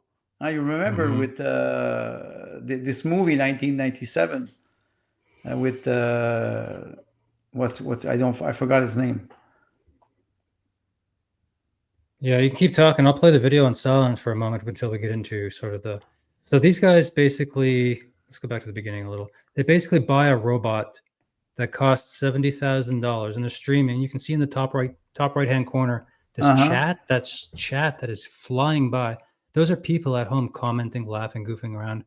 They take this robot downtown, clubbing, whatever, and they end up like abusing it. And it's the size of a child. You see, it's kind of short, 4 foot tall little thing. So they take it downtown. They're goofing around. They dress it up. Look, they're ordering food. They're having fun. It's just stupid. But there's something really off here with all of this. This is the second video they played. The first one was them actually opening it in their house. They opened a $70,000 robot. So these are just rich kids, inner city kids, goofing around. This is amazing. Yeah, so I don't know, hundreds of thousands of people watching. And the reason they made this video is because they made another video first. Damn. Oh, it's okay. I don't have it. It doesn't matter. 12.5 million. Yeah, millions of people saw that. Yeah. I'm just showing another video of more. We'll blast through a couple of these things, and I can get rid of them off my tabs. I've been just hanging on to these little things. These are robots flipping burgers. Robots cooking food. You know what fascinates? Look, that's somebody's kitchen. Look.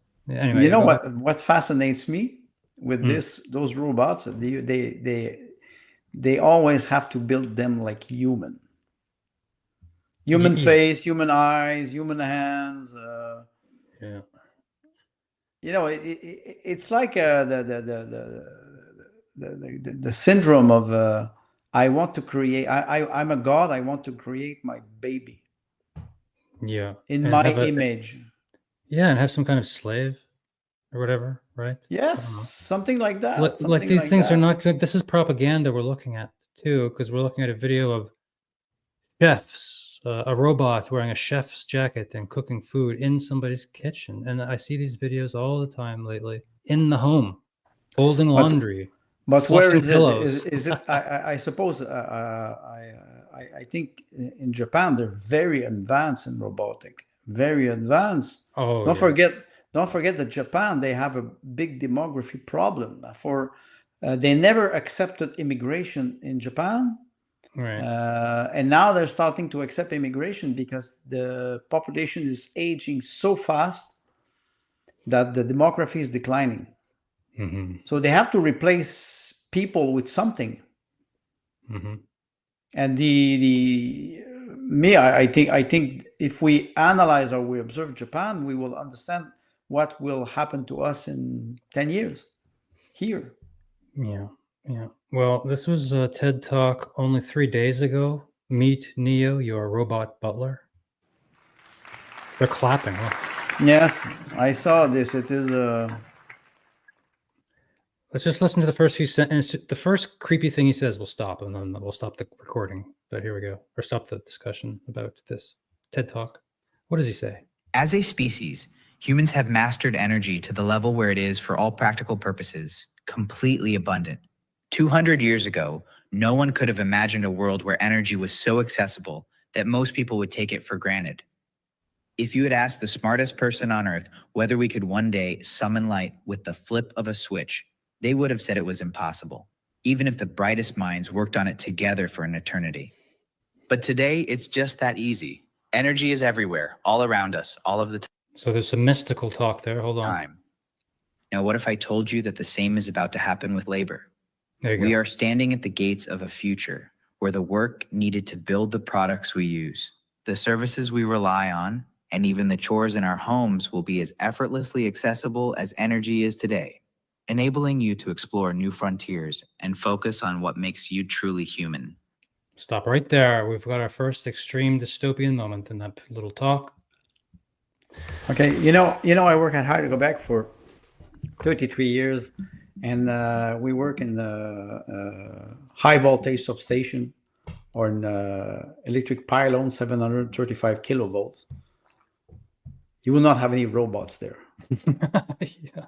You will not have, when it is minus 25, it is windy, or it is high strain, and you will not have any robots. Why I say this? It's because when they talk to a certain audience in the auditorium, and they say, you will be able to experience what it is really to be human. You, not 8 billion people. It will be what? The Georgian stone who were destroyed 2 years ago. 500 the Georgia Guidestones. Georgia Guidestone, 500 million people. That's the level of humanity. What do we do with the rest? Yeah. So that's, if we think about it, philosophically speaking, they are just reinventing old eugenic ideology. It's human nature to try to control its environment. I understand that, but there's a limit to that, and there's no, Maurice Blanchot was a French philosopher. He said, we can destroy the planet with the nuclear energy that we have now, but we cannot destroy the universe. So we should be modest a little bit. And it's important to understand that the progress with technology in the last 75 years, because maybe 80 years with technology and electronics and nanotechnology, it's incredible. But for who? You were showing in one of your interview with Limina a $5,000 US helmet. Who can pay that? Yeah. 0.1% of the population will be able to buy a helmet like that. The rest is, you are very, you're fanatic of that, and it is in my opinion, when I look at this, a lot of people will be attracted, but very few will be rewarded. It's not for the mass. It's not for the mass, and the mass will one day. That's the purpose of a mob. The mob one day shift, and you cannot do nothing. They say you can start a revolution, you never know when it stops. And the revolution usually eats its children. You can think about Robespierre, you can think about Danton, the French Revolution, 1793, they were all beheaded. They were all guillotined. All the initiator of the first movement of the French Revolution. So they were all guillotined because it became what they called the blood river. And the mob will not stop. You have the Iran Revolution in 1978 was the same thing. You had 3-4 million people in the street, and they overthrew the government. They just overthrew them. So you can have all the technology you want. One day you have concept of guerrilla. You have concept of, they will hide people. They will hide. They will undermine. They will passive resistance. That's the history of human nature. And me, I'm still optimistic. I'm still optimistic because there was one concept about intelligence. The more people are around the table, the more you have brain to solve a problem. If you are 20 people around a table and you work together, and maybe we could refer to what is social work, you work together, you will arrive at a solution faster. If you're alone, unless you're a genius, but then if you're alone, it will take more time. That's why we need debates. I have an idea. I disagree with this. This is not good. Okay, I agree with this, but let's do it like this. And we try and try essay and error.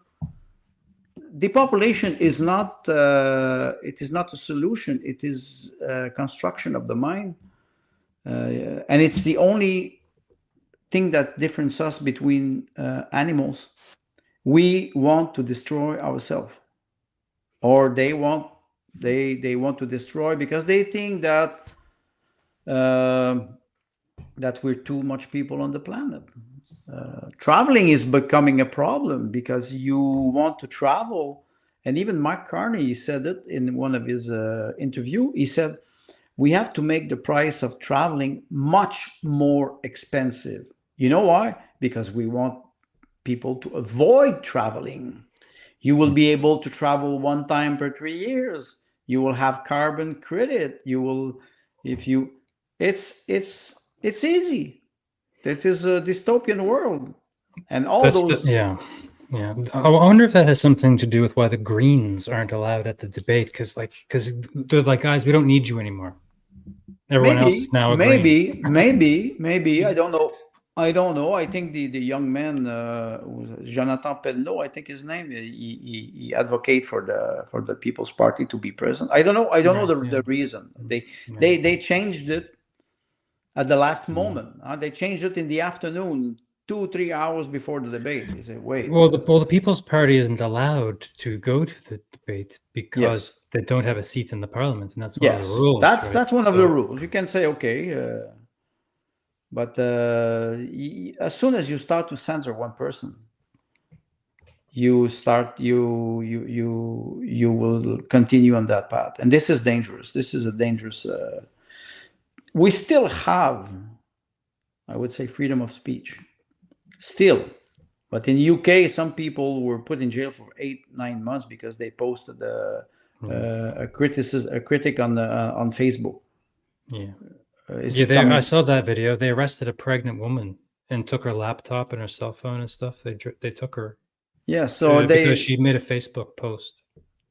So are we close to that? With Bill C-63, are we close to that? If the Liberals are elected, I don't know. If anybody can't see, man, a lot of people can't see that all of the mechanisms are at play. Yeah, you can just choose one thing: the economy, all the different aspects like housing that make up human life, and also these debates. These politicians, they never talk about anything profound, philosophical. Whether it's God, whatever, like what the purpose of man is to be able to have land and pay his taxes. They can't even say anything as dramatic as this. No, they talk about the dollars, the cents, the construction materials, the rationalist world, the economy, and business, industry, and also the destruction of the planet. We got to stop that too. So they're really involved in this very rationalist, materialist, humanist thing, which is very atheist too. But they solve the atheist issue by saying that the Mother Earth is the Mother god. Earth, yes, they Mother use Earth this, is the god. they use this Right. metaphor. Yes, it's very easy. So Mother Yeah, Nature. I would say You Mother. worship this. So Yeah, I would say Mother Earth is a feminist. But you're right. They always use those expression to all these pieces are these are all puzzle pieces. They all fit together with the climate, the economy, not traveling, not et cetera, et traveling, cetera, et not cetera. going more far than 15 And minutes. climate city. change causes more pandemic, disease. Like it's it's the four horsemen of the fucking apocalypse all of a sudden, because I don't know, climate change is happening. Well, the climate is changing. The climate, if we think about it scientifically, it is changing. It is, and we have what, 200 years of history. Let's be serious. Unless you're a geologist and you go get some carat of ice and you can analyze them, but so those are modelization. I wrote in one of my essay about modelization, how we should not take the model for reality. The model is an instrument to help us. It is a tool to help us analyze and take rational decision. The model should not be taken. It's like you have. I was young. You a mechano set, and you can build crane and bulldozer, and you play in the sun. It's very funny. But there was a comment about what's the difference between the child and an adult man. It says it's only the size of the toys. That's important. That's interesting what you say, because there's the Buddhist kind of thing that you mentioned Buddhism there, and there's this element there of this, that the children they play with their toys and drive these little cars crashing, and now they have speedboats. When you grow up, you get the speedboat and the jet ski. And what is funny, because when you're a child, and I have a small anecdote, I had a rowboat. We had an old rowboat. I was living near the St. Lawrence River, and my uncle, who was a mechanic, he has a garage. He had an old outboard motor, Johnson motor, 5 horsepower. It didn't work. Because there was no carburetor, and so we took it. We put it on the rowboat. We threw a line in the water with water ski, and I'm in the water. It is quite cold. It is in May, and my cousin is trying to crank the motor. That will never stop. There's no gas, but we pretend that we are a water ski champion, and after that, we catch a cold because we were in the water. Yeah. But we believed in it. The world was small. We could believe in it. And that's maybe the beauty of the imagination of children. They believe in it. Then the problem is when you're an adult and you still believe that the model is reality, this is dangerous. The fact that you play with big toys and you think that they are reality. They're not. Politicians, they live in the virtual world. They live in the parliament. They live in the House of Commons. Did they ever take a hammer? Did they ever take a shovel? No, they don't. Like one journalist on Radio Canada, she asked Mark Carney, she said, "Do you buy American strawberry?" And the man said, "Madame, I'm prime minister. I don't buy my own strawberries anymore." Yes, but if you're prime minister, you could say, because if you want to avoid buying American, let's say Team Canada, why you don't say to your servant or your worker, don't buy this, don't buy that. You're the prime minister. You have the power to do it. And I will go back. Maybe we'll end on that. I will go back to Caligula and Camus when he says to his I'm still here. Sorry. He says to his advisor, and because his advisor tells him, "Why you want the moon?" And he says, "I want the moon because I don't have it." He says, but it's not important. You cannot have the moon, Caligula. And Caligula says, "I'm the emperor. If I cannot have the moon, who can?" So you have the power. Trump has the power to do things. I don't know if it is virtual or real, but he's probably the most powerful man on the planet. So if he says something, he has a power to do it.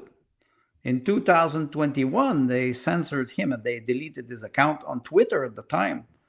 And I had a friend who was making jokes about this. I said, can you, and I think Trump took that after that. He said, if they can delete my account and I'm the most powerful man on the planet, it was 2019, he was still president. He said, imagine what they can do to you. So it's quite fascinating that we have the power, we have limited power, we have to use it. I want to draw people's attention to this quote right here, and it does play into everything we've sort of been talking about. And I'm not the greatest speaker of my thoughts. I'm a deep thinker, but I'm not great at articulating them, and that's fine. But this here, you've written something. You've written an essay or a 3-part essay, right?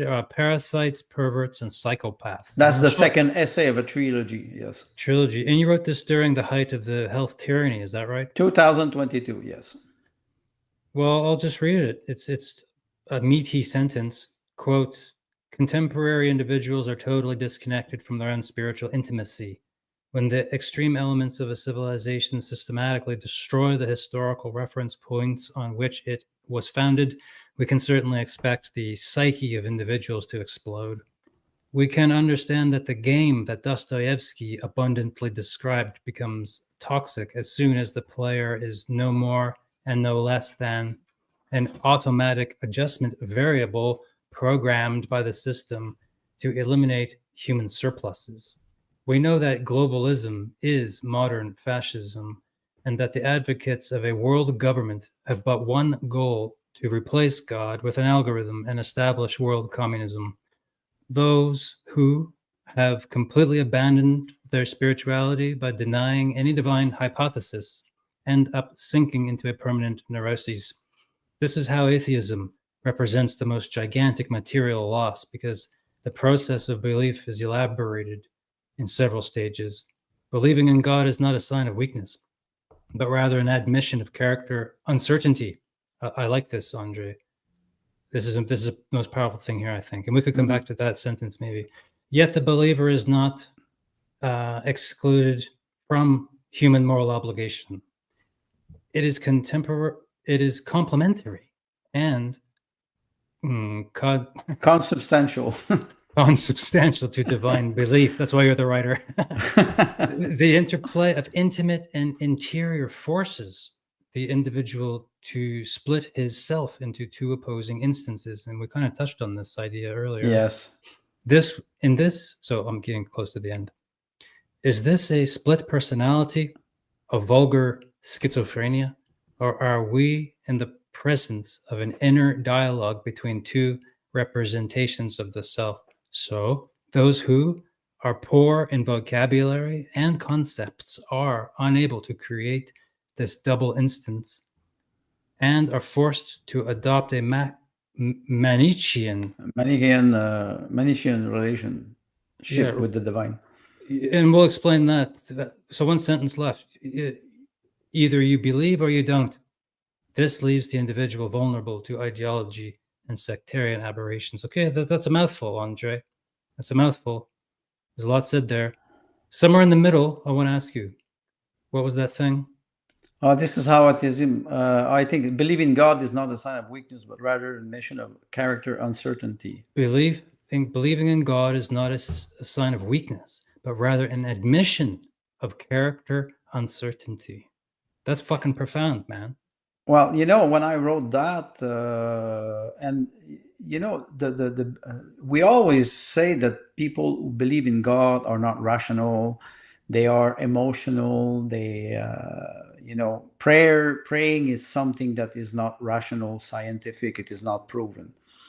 When you start to feel that you're small, like an ant. And you start to feel the greatness of nature, the greatness of the universe, the genius of people, the things, phenomena that you cannot observe. We have the tendency to rationalize our world and to make it understandable. Since since the modern time, the Enlightenment, 1979, 18th century in France and Germany, we started to push away the concept of spirituality and God in a private domain. We said a secular state, we separate religion, and you don't have to influence, but it is not true. It does influence, and we don't want to see it. So character uncertainty, what I meant was maybe we should be more modest about what we know. We have great knowledge. It is incredible what we achieve in the last 100 years, I would say. But because of energy and technology, but it doesn't undermine many phenomena that we cannot explain, including the belief of it could be an extraterrestrial creature. It can be God. We have representation in iconography. We have everywhere. And sometimes you say, okay, it's part of a culture. No, it's everywhere. It's universal. We've seen those manifestations everywhere. So the idea of God is also the idea of immortality, the idea of the human soul. And we have some proof of life after death or near-death experience. We have. But today, they don't want to see it. It's more easy to discard this and to push it away instead of trying to be more rational. That's why when I say it's not a sign of weakness, I was wrong for many years. I was opposing science and religion or faith. And now I understand that they're part of the same universe. They're part of the same world, and we have to reconcile them. How? I don't know, because it's very difficult in the scientific world today. It's money that guides science. Money and subsidiaries, and you know how it is, influence. So I have no idea. It will be up to those scientists or those researchers to have personal integrity, a good moral code, to try to free themselves from their sponsor. And this is not easy. I don't say it is an easy task. The other aspect is what I was referring to representation of the self. We talk to each other inside. You're alone. I wash dishes. I talk to myself. My cats talk to me. Yeah. I would say this to a psychiatrist. He would say, as long as you talk to your cat, as long as he doesn't answer you. But it is, that's also the part of a writer. A writer, what he does usually, he tries to create characters.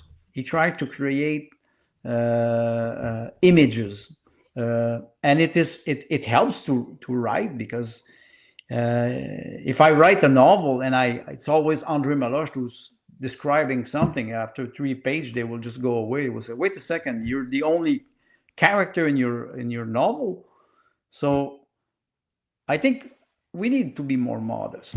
Maybe modesty will, praying or believing in God is also a way to accept that we are not the center of the world. I find that spirituality is very street wisdom, if you know what I mean. There's street wisdom, like what goes around comes around, or nobody's perfect. Yes. Nobody. People always say these phrases, don't they? And they're just in the culture, in the zeitgeist. They are. You know why they are there? Because they're true. People, they're they fucking keep true. them, and the most uneducated person know them. The most uneducated knows them by heart. Yes, riddle, just riddle. So some small riddle, you have them. If some great songs, they have small riddle, they stay in your head for hours or days, and sometimes you say, shit, how can I get rid of this small riddle? Because they have a very profound sense of truth. And me, I like poets or popular singer when they have great musical hit. That they work on it. They took those small, like you said, street wisdom. Street wisdom, exactly. It's a great term, street wisdom. I heard that years ago. A friend of mine said that to me. He said, just listen to street wisdom and you'll get the truth. You get the truth, yes. What goes around comes around. Everyone says that. I'm like, what do you mean? What do you mean when you say that? means fucking behave yourself. Be a good Yes. person. Be a good goddamn person. You want someone to be good to you? Then you should be good too. But you And know, if someone's bad to you, don't repeat it. it will come back. It's That's just why that you say straightforward. It's just that straightforward. It's when I basic. write, so those who are poor in vocabulary, some Yeah, people would yeah. say, how come you have a so rich vocabulary? It's a less rich in English, but in French I have very rich vocabulary. Mhm. And how do you do it? I read. Yeah. I just Yeah. take a book and I read, and I can guarantee you, since September, October, that I do podcast, I invited and podcaster. My English has improved 1,000%. Even if it was still very good, it has improved. Why? Because I'm in contact with people who speak this language naturally, and they are generous enough to help me. And when I say read the book, you take a book and you read the book, a novel, any good novel, and it is 200-300 pages. You isolate yourself, you read, you will be part of this, and you will learn new words. Your vocabulary will be richer, and you will be able to express your idea and reality with more conviction. That's why debates are not interesting, because they have a poor vocabulary. They don't read. Yeah. Well, the very last sentence there, Manichean relationship with the divine. What do you mean there? Manichean? How do you pronounce this? Manichaean. Manichean. It is black white, orange man bad, Team Canada good. It is always the white. I believe in God. Yes. Do I have the manifestation of God? It's a rational decision to believe in God. Rational decision, but you can say it's not a rational decision from here. It comes from the heart. It comes from the heart. Yeah, Kierkegaard is. I love that quote from Kierkegaard. He said, "I believe in God because it is absurd to do so." But it's a leap of faith. They say leap of faith. There's more street wisdom. In one of the chapter, I was talking about the gambling of Blaise Pascal, referring to one philosopher who was saying, is it more valuable to believe in God or not? If there's a life after life, if there's no life after life. So it is a gambling. It refers to, I would say it refers to Dostoevsky, the gambler of Dostoevsky. Yeah, well, I'm showing this. I read this article. That you wrote. It's pretty great. It's very interesting, man. What would you say about this? And anybody could go to your website and check out more of your writing.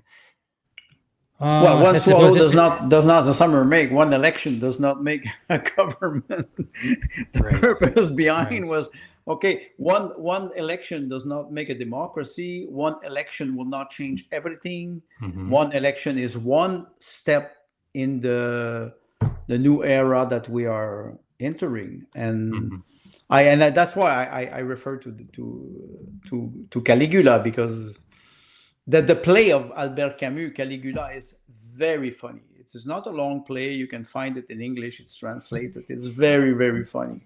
I was looking at this painting, what can we say about this? There's people begging. They look very, I don't know, but then there's a guy sleeping in the corner, right? The people who are begging, they're not people. They are patricians. They are part of the elite.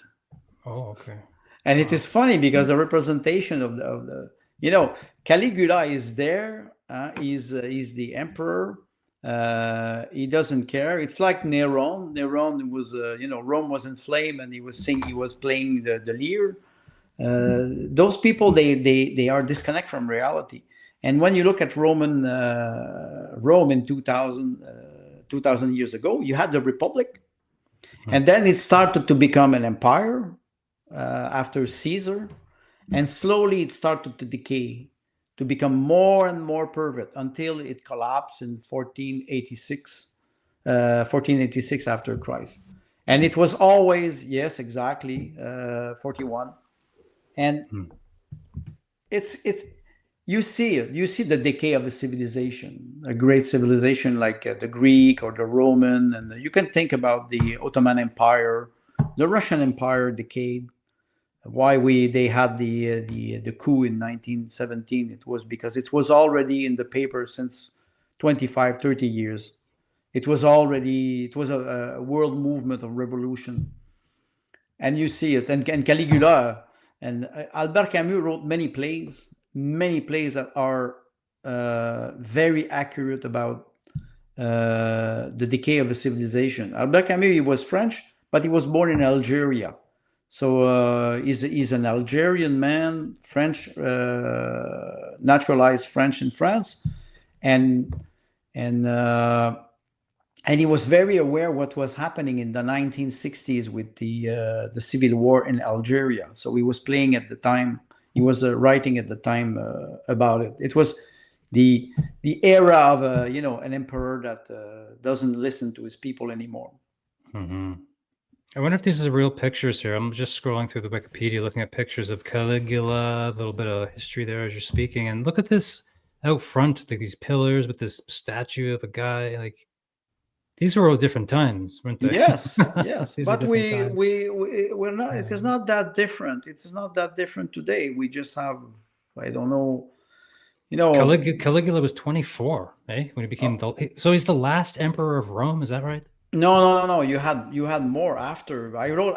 Like I told you, I wrote a tragedy with Héliogabal. We can talk about Heliogabalus, who was named emperor at 14 years old, and he was massacred by the people, by the mob at 18. Oh my God! So it was a violent era. It was really a violent era after Caesar, until the 4th century. 311 with Constantine, Constantine was more moderate emperor, if you can use the expression, and he adopted Christianity as the religion of the state. Mm-hmm. So it was the first one. All the piece of the currency was printed, but it was Christ and Constantine. So because he was promoting Christianity as the religion of the state, and I think it was 311 after Christ. This is the beginning of the Byzantine Empire, is that right? Yes. And after that, when the Roman Empire collapsed in Rome, you still had the Roman Empire, but in Byzance until 1486, something like that, when the Ottoman Empire started to rise. So it's this part of history is very fascinating because it shows the end of a civilization. Yeah. And I try sometimes to go and see and compare it with what is happening now. Observe the phenomena that we have now and how we can help people understand the era they live in. Not that easy. This is a whole new era, man. It's a whole new era. Oh my God. Yes, but there's one thing that will always stay: agriculture. Well, geez. and your garden. Yeah, well, hopefully. My municipality is having meetings now. They're inviting the public for no reason, really, because you can give your opinion, but it doesn't matter. It even says in their own document. They want to know how many chickens you're going to have, and if you're going to have any chickens, that you need to inform them, because you're only allowed to have one chicken per 10 square feet, or I forget the exact details, but it's just silly. They need space to roam. Anyway, so you're not allowed to have them if you don't have the right amount of space, and it's just so stupid. What if you want to have a free range chicken running around the whole property? Or I don't know, it's just so stupid. Anyway. Well, it's the world we're living in now. They want to regulate everything. Yeah. So we just have to resist peacefully. Yeah, I say keep doing it. I mean, we're just going to keep doing it. I'm not calling anybody in the government to let them know what's going on with my chickens. No, I got a couple of chickens for us. Here's the facts of the case. We got a chicken coop, Andre. We're going to get a couple of chickens for us to have some eggs for our family. End of story. No need to measure how much space, how much this, how much that. No problems. The government can fuck off. And if everybody if nobody called them, nobody registered their chickens. No, but they'd be just blowing in the wind. That's another issue. That's the issue. That's the anarchist thing. It's just like, but yes, that's what I wanted to say. You go back to the anarchist thing where you say, "Let me mind my own business. I don't disturb nobody." Yeah. It's not that easy. Some people, my father was not a very educated man, but he taught me one thing. He said, be careful of people who are with the big J. I said, what do you mean? He said, jealousy. Some people, they are jealous. You can be independent. You can, even if you're not rich, you can be happy. Some people are happy jealous of the happiness of other people. I'll be honest with you. I think that I've experienced that before here. We've done so much work to this land. We moved here. It was a forest on a lake with a tiny house on it. We've cleared back the forest. We've built greenhouse, massive gardens. We got the chicken coop, and it's unbelievable the transformation that we have done to this land. Yes. And I think that there's people who have visited and got a really weird attitude, saying that. Anyway, we don't need to get into that, but I'm just saying that I think somebody was jealous that, and also I'm not working, quote, quote, I'm not earning an income.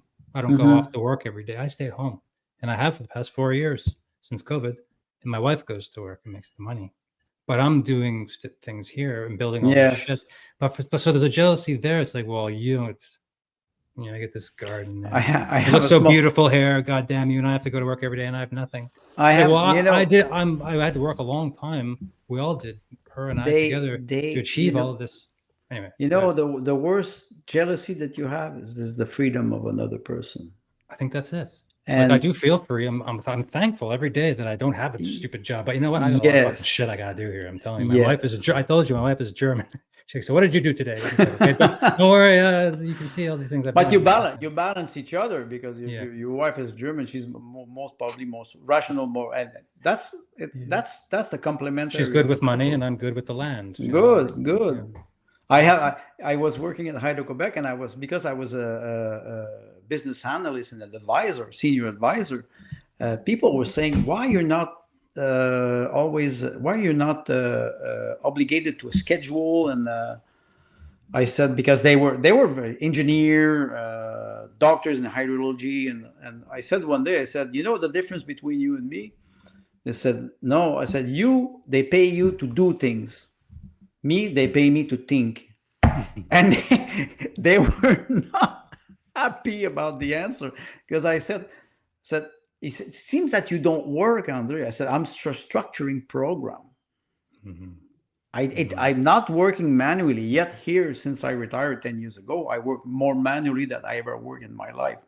Yeah. But like you said, when you work with the land, it's very seasonal. Like right now, the land it's so mucky, it's hard to shovel, it's heavy, and there's things going on. But meanwhile, we've got all the plants going, and we're planning like what's going to go here, what's going to go there. And it doesn't look like much is happening here. It's like if you drove up my driveway right now, it's just very quiet. Everything's quiet here. But we also like it like that. We're building a quiet, self-sustaining environment here. But it's not always loud, always things happening, always work happening. We go back to what you were mentioning about this intellectual anarchy and novelty. We're not craving for novelty. Yeah. It's entertainment. You're always looking for entertainment. Yes. And working the land is hard, but there is almost an entertainment there when you're connected with your land and you're in nature and you're outside the city, and all the stuff people say, get back to nature. Well, we're doing it. And sure, it's not some big video game, some big entertaining thing, but it's wonderful, beautiful, peaceful. Sure, it is. Yes, it is. But work people, they work to have. But that's enough. That's the thing. That's enough now. It's enough. No, we don't need something else. No. But maybe the Buddhists would say we need less and less. Slowly. Yeah. Well, I don't know. I don't know. You need food, shelter, clothing. Yes. I don't know, but that's a big. I wouldn't know what to say there, because everyone's different. Oh, and every Buddhist is different too. You can go be a monk and just beg for your food every day in Thailand or whatever. I'm not interested in that. No, me neither. But still, to be Buddhist is to idea of meditation, the idea of contemplation, the beauty of the world, contemplating, or even just the contemplation of the world is there. No, but you know what I mean. When you go and shovel the land to prepare your garden,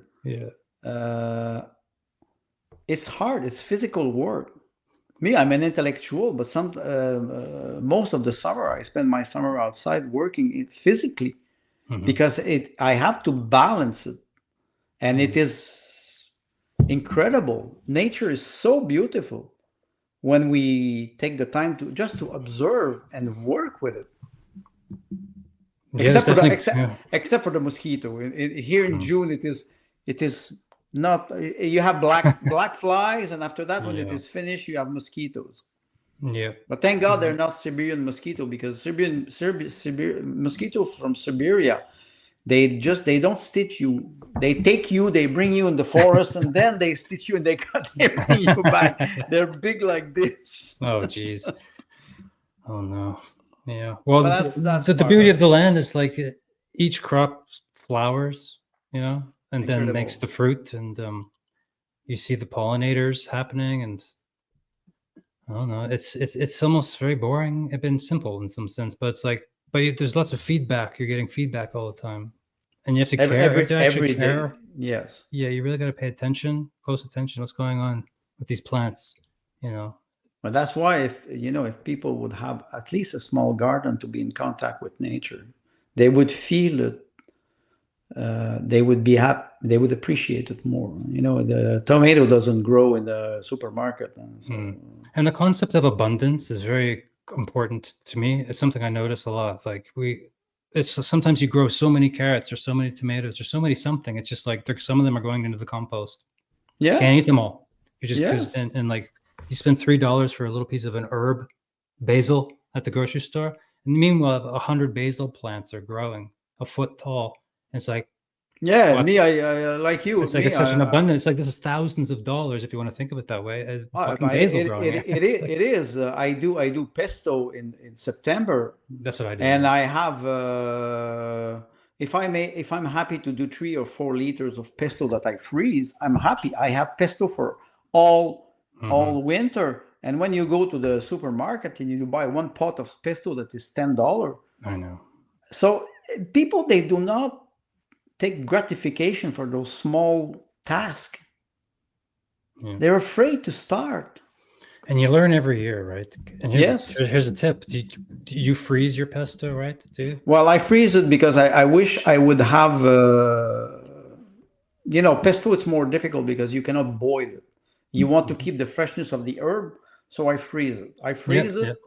And usually when I freeze 500 milliliter at the time. So I freeze it. What I do, I freeze it in olive oil. Yeah. So it doesn't decay. Yeah. So you take it out. You can take it out. Do you put the garlic in? No. Yeah, that's a bad idea. Right? I did the first year. I put garlic in the blender and blended everything and froze it. It tastes like shit. Then the next year, only basil and olive oil. That's it. Only basil and olive oil. And when you do your pesto, then you put nuts. Garlic. You put your parmesan and you put your fresh garlic. Yeah. Oh, we learn. Good tip. It's an important tip. Yeah. Yes.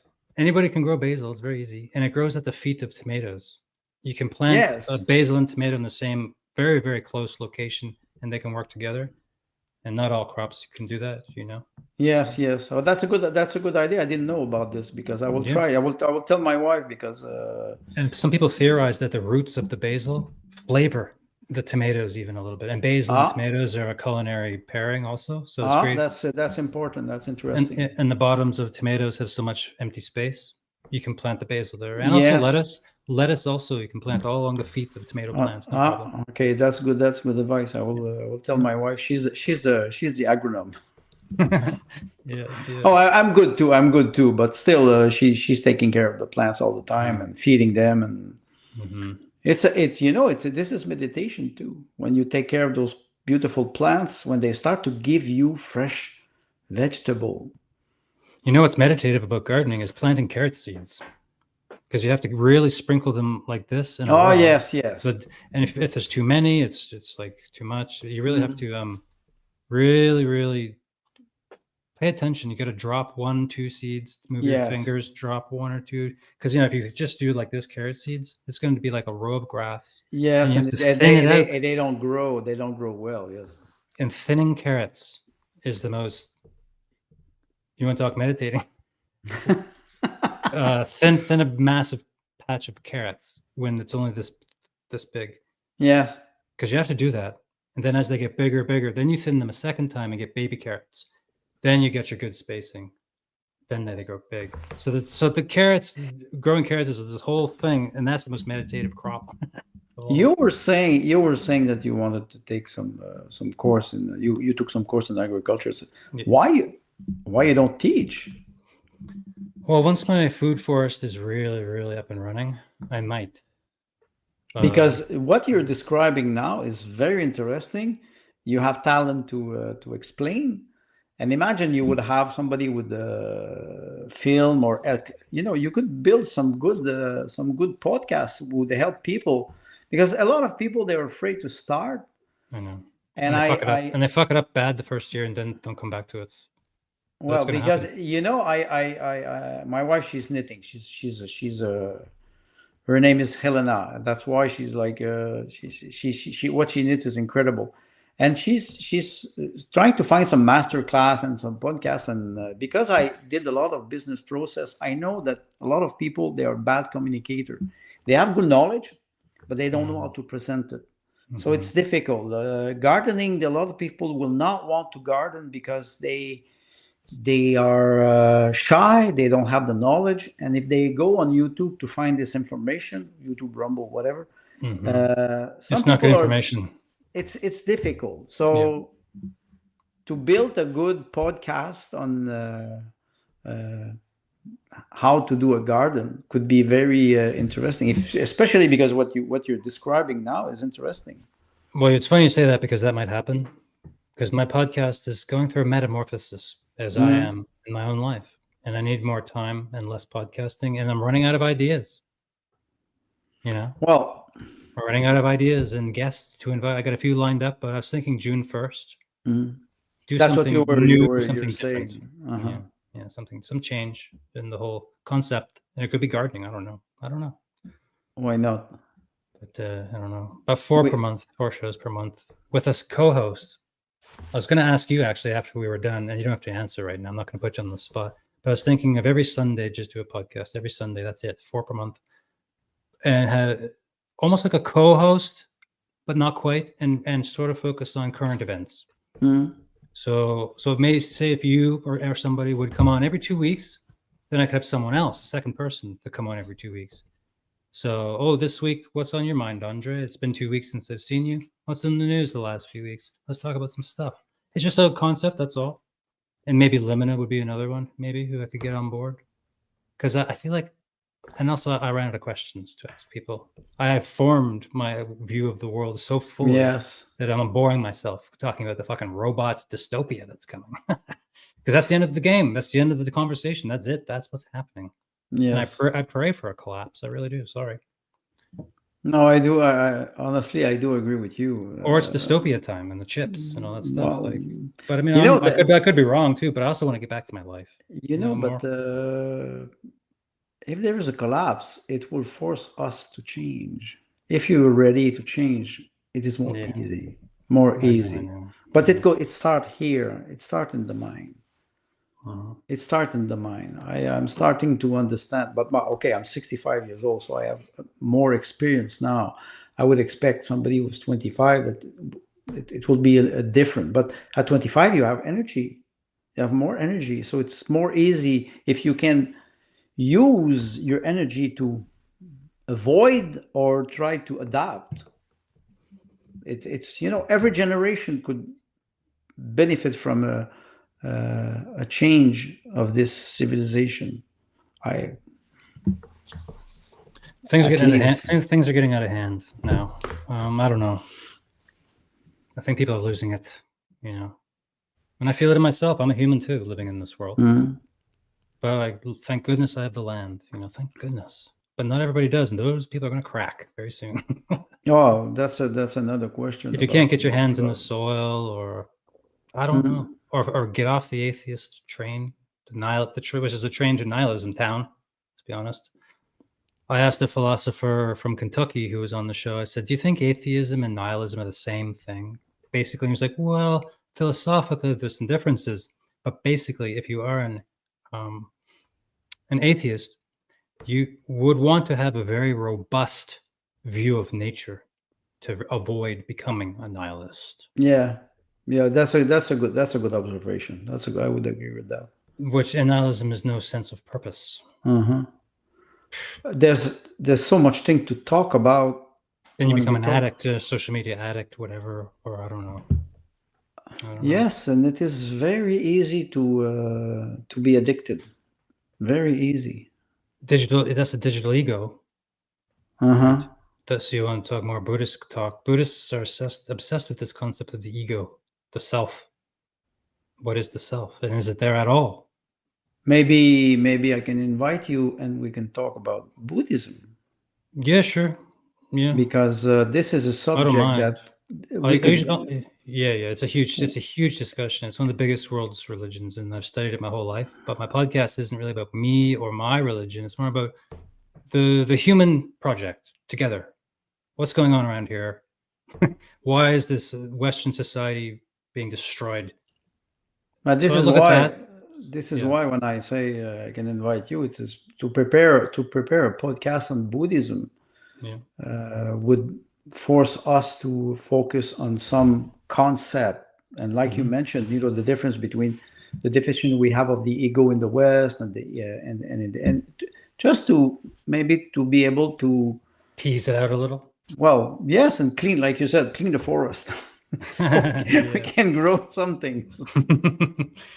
Well, I think that the Western religions and the Eastern religions see eye to eye on many things, and I studied university academically religion and philosophy, and then I've just continued to explore that in a real way in my real life, so I can kind of think about it in a very historical ways, how they've blended in the past. And as a Westerner who practices in Eastern religion, I can very easily articulate around me what's going on. And Buddhism took me 10 years to even begin to understand what the hell that shit is all about.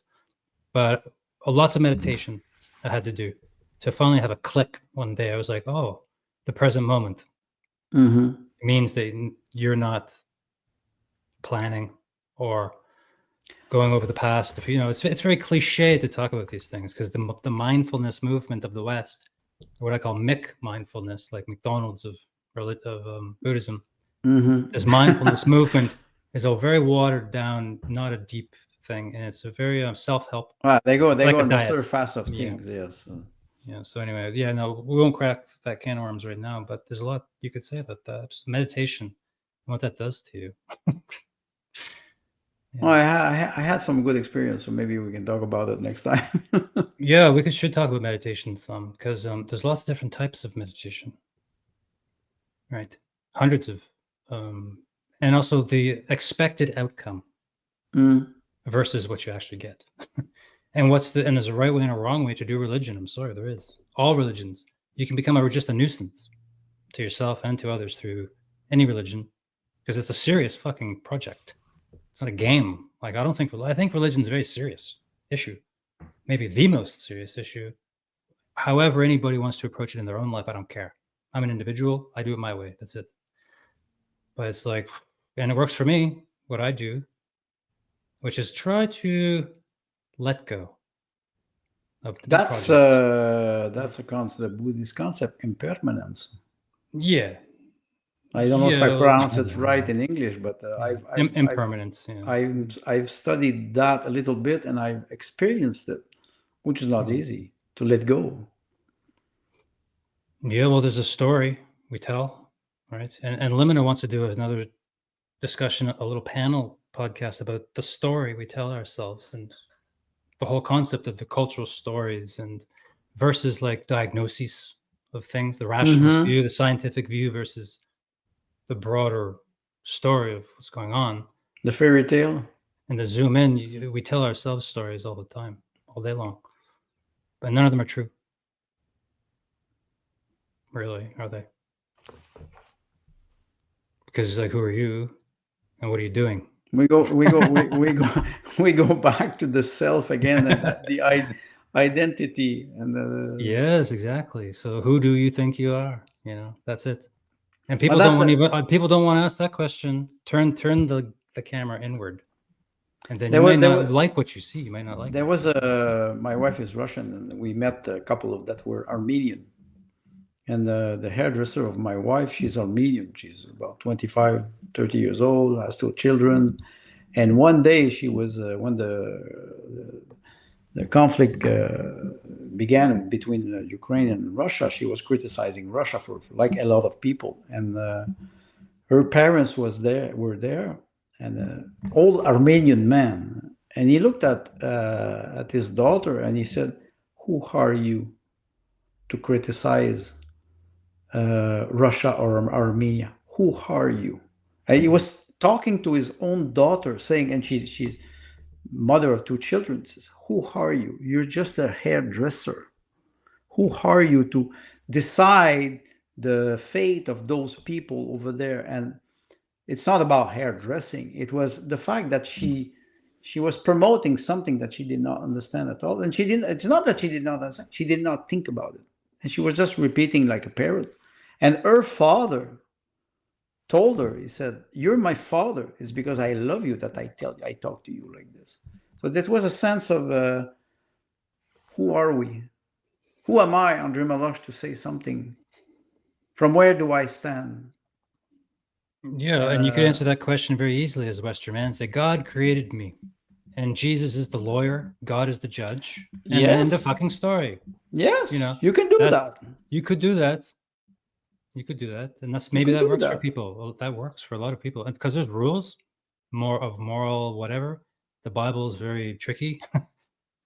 But that's why I prefer Buddhism, because it's just like it tells you very clearly what's going on. Whatever. Not the it gets complicated. Splitting hairs between Buddhism and Christianity, I can assure you.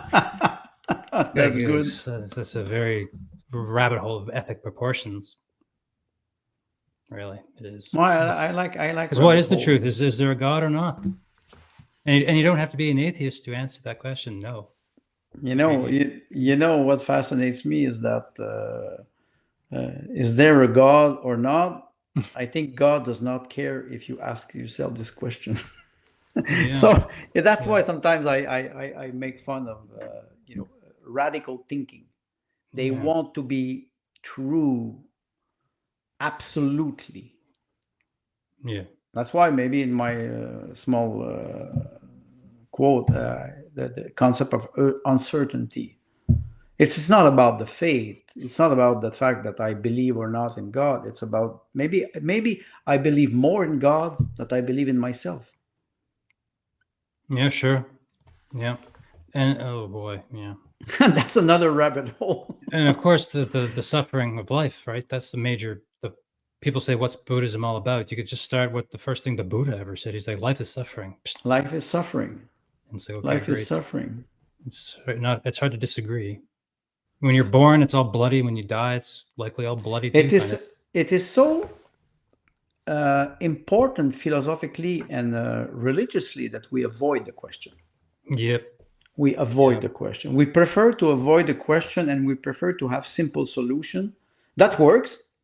Those simple solutions, they work, but they don't work. They don't work all the time. Sometimes it doesn't work. You apply a solution. How come it worked before? You do a cake. You follow the recipe and suddenly the cake doesn't lift. My wife, she's angry sometimes. She says, why? She does a cake since 10 years, always the same. Incredible. One day it doesn't lift. Say, maybe the door was open in summer. It was too wet. Maybe you opened the door of the oven 1 second to check and it went. You don't know. Yeah. You work with something that is alive, a product that the process of how to create something. You have to accept failure sometimes. Mm-hmm. Yeah. Not all the time. I hope. Yeah. Geez, I don't even know where to go in this discussion right now because so many doors are open. Oh, let's close this one for today. Yeah. We'll wrap it up. Because once you open a door like that, like, what's the meaning of life? We will be gone for another 45 minutes. Yeah, it's like, wow. We'll have to do. And you and I have discussed having a podcast about religion, just headline podcast, religion. Me and you talking about it in general. Yes. Yeah, bringing history, politics, philosophy, all of it, because it's an interesting discussion. Is there a God or isn't there? We have to figure it out. Or like, Yes, or does can mankind unfuck themselves from this mess, or is the propaganda going to take over all of our minds and lead us over the cliff into absolute destruction or dystopian hell, where you are slaves and you no longer have an option to choose anything anymore? This is the transhumanism. That's the future that they want to bring in here. And there's something in that quote you sent me also that made me think of transhumanism. That's okay. It doesn't matter. I think we get it. My whole show is revolving around this now. Yeah, the ultimate nihilism is to think machines can be gods because there is no God already. And we're going to build it, create it somehow, or make a better God, more efficient. A better. God, That's whose name is Elon Musk. You know the Jews, they have a concept. The Jews, they have a concept which was tikkun olam. It is tikkun olam. It is a concept about repairing the world, repairing. So it implies that the creation of God is not perfect, and they will repair it. That's a concept in the Talmud with the tikkun olam. That's why they refer to the planet. The planet was destroyed. We have to repair it. Those are concepts, or it's either it is not perfect and we will repair it. So those are, and this is a conflict between between religion too. This is okay. We're going to wrap this up, but I got another thought. Anarchism and Buddhism both would say something like, "We're perfectly fine the way we are. Stop fucking around with the plan here. You're born, you're a human, you got all this great immune system, you're perfectly fine. You can work the soil, you got thumbs that you can build fucking hammers, hammer nails, it's okay. We have indoor plumbing. Wow. Yes. We have antibiotics, surgery. Okay. Calm the fuck down. We don't need to live forever." And this is also fucking nihilistic poison in the world. This concept, and I've been looking at, there's crazy stuff in this domain, the transhumanist health sector. Well, there really are. There's TV shows on Netflix now, and I'm going to get into it with Limina the next time. Some of these very famous transhumanists, like super rock stars of the transhumanist health space. Very bizarre. Very bizarre. Elon Musk is just one guy. There's one guy. There's hundreds of those kinds of guys out there, and they're all very rich. And so this is one guy. He takes 111 pills per day. He has a chef who creates for him all these special meals. And he says he's going to live to 200 years old. And he's going to give a great speech on May 5th, which I'm looking forward to, and a TED Talk. Anyway, we have to close this conversation. Because this is... because you know what? We will do a marathon. Yeah. It's a very inspiring topic, you know. Of course, of course. What does it mean to be human? What does it mean to be human, right? Well, it means I will have to go soon because my wife, she will waiting for my coffee. And I will not be there next time if I don't do her coffee or her drug. I do great cappuccino, so she loves it. Oh, okay. Wow. Okay. Well, we'll let you go get a cappuccino for your wife, and we'll talk again soon. And I'll put a link in the show notes to your Rumble channel for Cerberus at the Improv. Yes, with your two buddies, Payman and Payman and Tim. We have another show tomorrow. Right, Fridays. And it's election season, so that's going to be a good one. People got to go watch that. There'll be a link below, and I'll be watching it. It's election season, and Payman is running in the election. Payman is running in Vancouver, yes. And you guys are going to talk about it at all. Okay. Yeah, okay, good. And I'll put a link to your essays, your article, or your website. They're all available. Yep. They're all available. And we'll wrap it up. Thanks for coming. Thank you for inviting me. You know, I really appreciate it because I think we have a good complicity, and I appreciate your knowledge. This is I feel like more of a curious person. This is something new. for me, especially through social media. Like you, I was not part of it, and I try to take the best part of it and leave the rest. So thanks for inviting me. I really appreciate it. Anytime. Andre, have a great day. You too. Bye-bye. Bye.